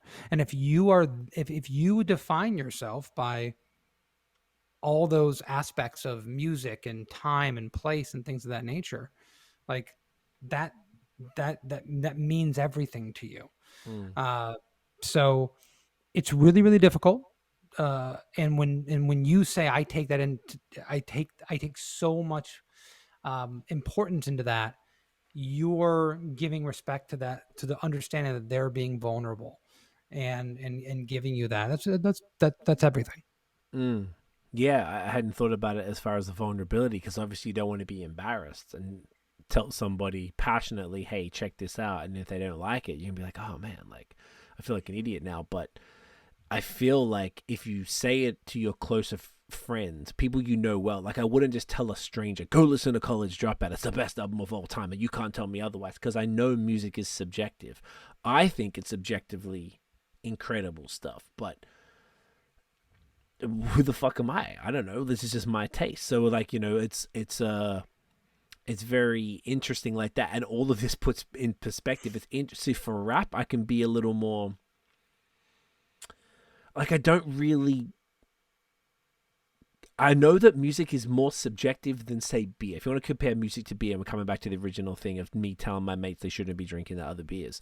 Like, if they told me they didn't like Kanye West just like you did, I'm like, it's okay, man, because I get it. And it's a unique style. And if you don't like Kanye, that means you're probably not going to like this and this and this that I really like. And it's just the thing that I like. And there's so many lanes in rap music alone, let alone a million other genres, that like, it's okay. Yeah. It's okay. I don't have to fight you over that. It's because it's not that important to me that you like the same music. I'm like, it'd be cool if you did, but I'm not offended if you don't like Kanye because it's so subjective. But I think that beer, that I have much less emotional attachment to. Music I have an extreme emotional attachment to. But beer, I'm actually about to say that I don't, but maybe I do. That if someone's like, yeah, I'm just going to drink this Budweiser, I'm like, what the fuck are you doing? Do you know that this exists? Get Steam Whistle, bro. It's right there. Like, are you fucking crazy? Like, maybe that, I don't know why my immediate react, because to me it feels objectively wrong. That like, if you drank a Budweiser and you drank any other craft lager, and I'm almost saying any craft lager, you're going to be like, oh, flavor, huh? Like, yeah, it's a thing. Like, you know, I just feel like it's not even like, there's no conversation to be had. Whereas music, I think there's more nuanced. So maybe it's interesting just hearing that. I'm just like, oh, why do I get so you know what I mean? It's different type of passion. It's the same nuance. Anything you care about is gonna have that same weight. If you give a shit, you want other people to give a shit. If I were to tell you, listen, next time we're going to be on this show, and I hope I come back on this show. I love having these conversations. But I want you to listen to Radiohead's and Rainbows before we get on the show. Mm-hmm. Because that thing speaks to what my soul sings when I am just out and about in my day. And I want you to know me better. Mm-hmm. That means everything to me. And if you say, well, yeah, I listened to it and just didn't do anything, like that feels like a personal affront. It's it almost never is. Right. It Oh, no, almost it never never is. is. I can't imagine Right? it ever would be. Yeah. No, because like when you like someone and you have a good rapport with someone, just because you don't like the music that they like or the beer that they like or the restaurant they like, you're not saying anything about them. You're saying something. You're literally saying something about something else removed from them. But it feels like you're talking about them because we identify so much with the things that we love. We have no other choice. They're the things that build us, right? If I tell you right now, Charles Bukowski, the author, means everything to me, means everything. And you say, well, that was just a drunk who said a bunch of vulgar shit. You'd be right. And if it didn't speak to you, that would be fine too. Right. But if it did speak to you, then we start talking on a whole different level, right? If we're talking about Wu-Tang Clan and I go, man, Liquid Swords, everything means everything to me. And you're like, the first Method Man album, Tikal, that's my thing. I'm like, man, I love Tikal, but it's not as deep as Liquid Swords. No. Right? We're going to have a different conversation. Yeah. And that's okay. And that's how we decide the people that we want to go one level deeper with. I have no problem sitting down at a bar with somebody and having the most mundane surface level conversation about the weather, because I can connect with anybody because all human beings are fucking good. I mean, you're like a deviation of like a statistical rounding error about people that are bad. So everyone's good. I can sit down at a bar. I can talk with you about anything. I don't care if I disagree with your politics or whatever. I can talk to you. We're going to have a good time. But the next level is when you're like, man, what about that one album? And we talk about Black on Both Sides by Mos Def, and we go, oh, now I can breathe. Yeah. Oh, let's talk about this one song. Let's talk about the first verse in this song and just dissect it. Well, we're on a different level. Yeah. Yeah, you're right. Yeah. It's interesting what specific niches move you more than others. Like, yeah. Even just thinking of the way you're saying that, you're right. It's like a level of depth. I feel like the music has more depth. Beer is beer. Not to dismiss it, but I feel like music is a different thing. Like you said, like music speaks to your soul. Beer is it's an art and a science, but it's different. But it's almost like I'm not going to, it depends really what the conversation is. Like, I feel like there might be a time where like someone was trying to, depends on we're having a really, obviously there's a lot of respect here. And if you say you don't like that, I'm like, yeah, man, cool. I'm not going to be offended, but it depends on, say you're talking to somebody else and you're like, someone says, call it Jay-Z's trash. What the fuck you mean Jay-Z's trash? And you start to go like, and it'd be like almost fun to have a shouting match. Like I wouldn't fight anybody over rap ever, but it'd be fun to have a bit of a shouting thing to be like, reason put that, he's the greatest, like that type of shit. But I'm almost like disappointed if you don't like good beer, because to me, like if you're going to Tim Hortons and you think the coffee's good, I'm like, oh man, like to me, you're missing out on this beautiful other side of a taste bud experience in your mouth, like and on top of that, the people behind it, because I typically get to know the people. Like in Montreal, I knew the people who owned the cafes that I was at, and here in Hamilton, I know the people who own the cafes too, and I go to the places that I know the people who run the spot, because that is important to me. And I'm like, I want people, if I see someone with a Tim Hortons cup, I want to be like, oh fuck man, like that 2 doors down there's this other amazing place that roast their own stuff, and they're just here and they serve the community. It's a small business where that's a fucking multi-billion-dollar multinational corporation, stuff like that. So, and I feel like there's almost the same with beer. If someone's going drinking AB InBev stuff when you could be drinking Barrel of Monk stuff, I'm just like, it almost like hurts me more than if you say the Kanye West is whack. I'm like, yeah, well, you don't know shit, that's okay. But like, if you don't like Kanye, that doesn't bother me. If you say he's whack, then that bothers me, because he's objectively not in my opinion. But I just feel like that's why with beer and say coffee is my other real passion. When I see people doing that, I'm just like, oh, you don't know, and you're missing out, and we live once. And I'm like, why have garbage? But then you put it beautifully before, where you just like, sometimes I just want a fucking Wendy's burger. I'm like, It's interesting because it's fucking with my head right now. I probably need to soak this all up and be able to understand how to deal with the situations, because that's really what it comes down to. Is some people just want Wendy's, some people just want Tim Hortons, and that's all it is to it. I don't relate, but I relate to the Wendy's, but I don't relate to the other things. So I'm like, it's fucking with me a little bit here, but it's good. Listen, man, it's complex, right? We're not simple creatures. Yeah. And I'll say one thing to you: we're Yes. supposed to care. Yeah. We're supposed to care about shit. We're supposed to care about our friends. We're supposed to care about the things that we're passionate about, whether it be freaking car culture or beer or music, whatever it is.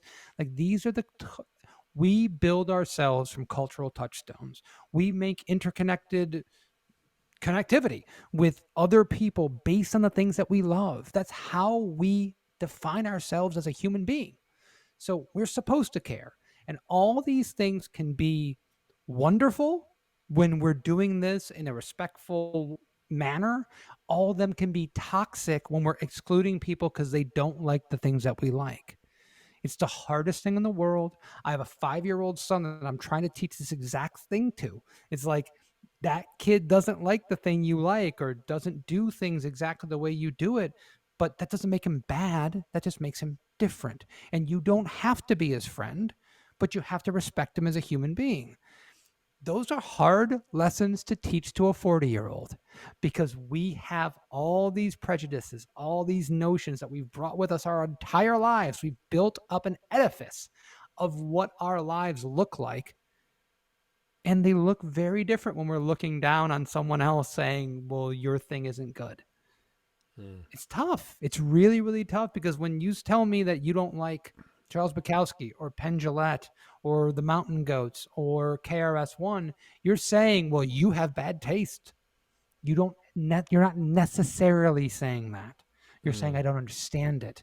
It's not my thing. Yeah. That's how we need to take these things. Yeah.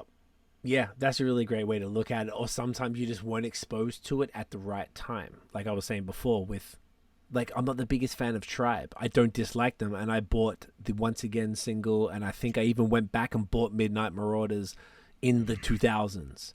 But I did not get into Tribe Called Quest at the time. And I missed the boat. And I just didn't listen to it. So I don't have, like, Once Again is my favorite song from them of all time. And I think it's perfect.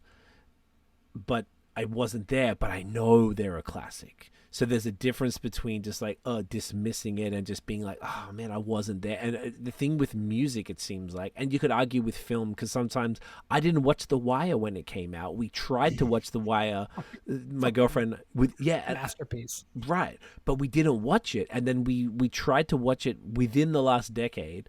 And it was letterbox, like it wasn't 16:9, and we watched the first 2 seasons, and the first season was great. It was like, okay, I can see where this is going, and then the second season was like, I know that wasn't a great season, but it was just the experience. I'm just like, we weren't The Sopranos. I never watched it, missed it, and I know I missed out on a cultural moment, but you can only do so much, and this was back then. Imagine now.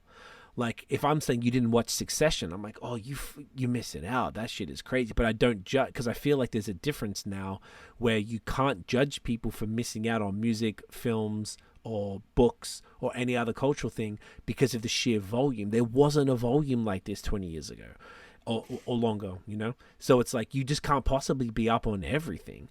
And hopefully, I find that, you know, if you go in one genre, like rap, whatever, most of us, if you came up on it in the 90s, you would have heard Snoop and Dre when they came out. You would have heard Nas. You would have heard Wu. You would have heard Mobb Deep, Puff, Biggie, like whatever, all of that stuff all happening. And you probably would have caught at least some of it.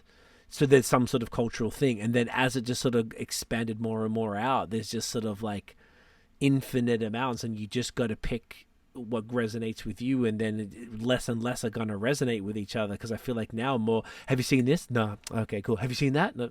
Okay. And then we don't have any cultural touch points because they're all so spread out anymore, whereas before, you seen Sopranos? Yeah, I've seen that episode. Seinfeld? Yeah, of course. You know what I mean? Like it's a different world. There's more content. I mean, another thing that my dad said to me, and I'm maybe bastardizing this quote, but like he basically said that I'm going to die having never experienced all the art that I could possibly experience because there's just too much, right? There's too many things to experience. I right now could tell you that I could go back and watch the Twilight Zone original run with Rod Serling and get something out of every one of those episodes. It is a brilliant TV show. How many people are going to watch The Twilight Zone when you've got Better Call Saul and The Wire and Breaking Bad and The Good Place and 1,000 other great TV shows going on right now, Abbott Elementary and everything else? We are literally standing on the shoulders of giants. We have media, we have books. We can read Dostoevsky. We could read Alexander Pushkin. We can read John Fonte. We can read these literary giants, but there's still more books being made. We don't have time. All we have is our exposure and the people around us that give us suggestions.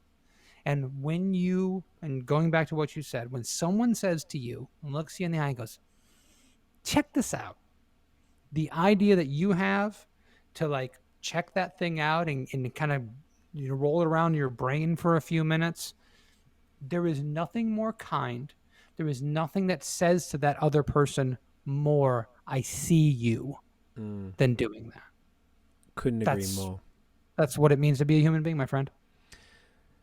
Kevin, what a way to sum that up.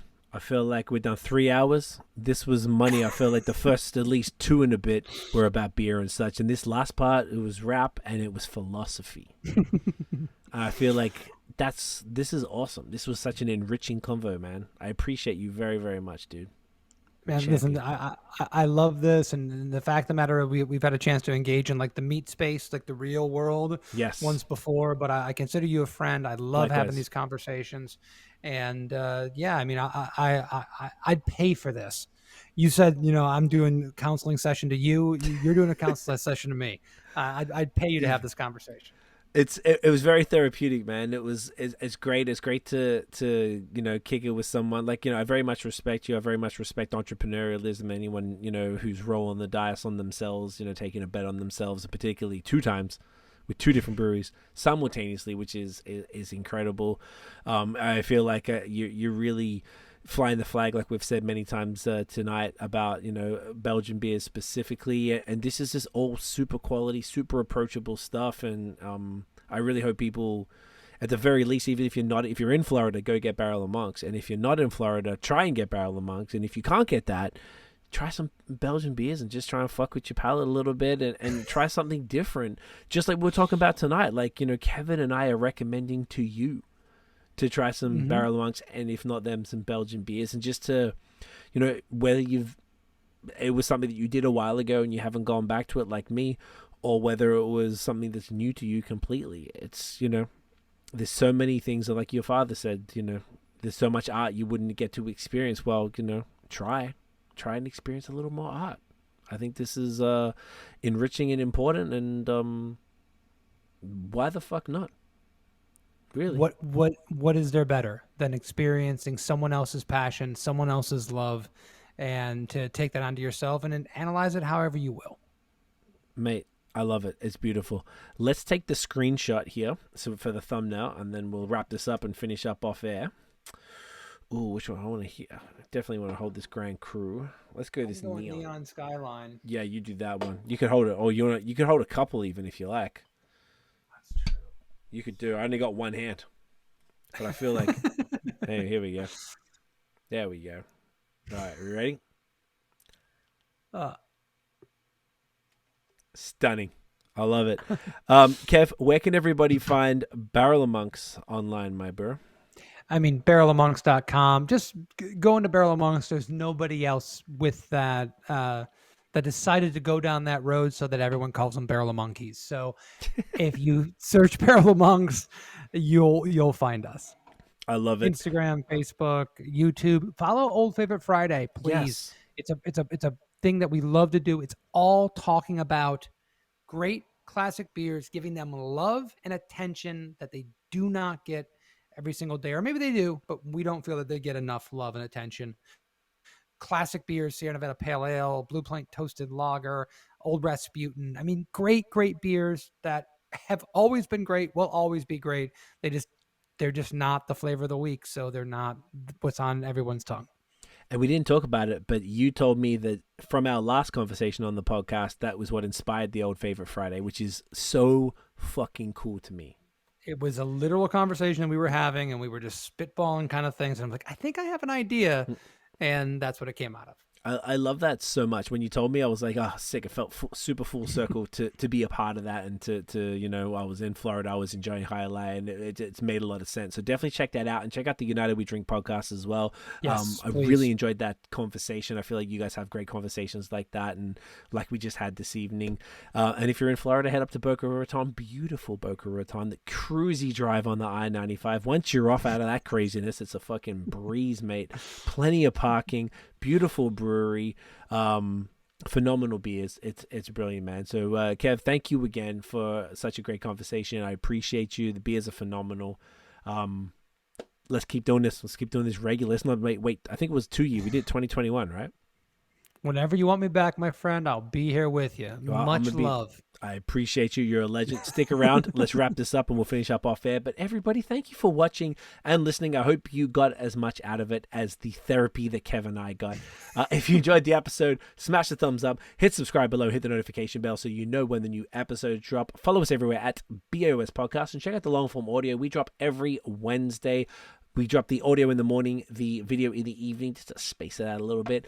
And follow us everywhere on, give us 5 stars is what I'm trying to say, on Spotify and Apple Podcasts. And also go on United We Drink. Give them 5 stars. It helps us all a lot. Like we were saying, there's content out the arse, whether it's podcast, fucking YouTube, anything else. So those 5-star ratings really do help us climb in the ratings and get fed to more people so more people can hear these type of conversations.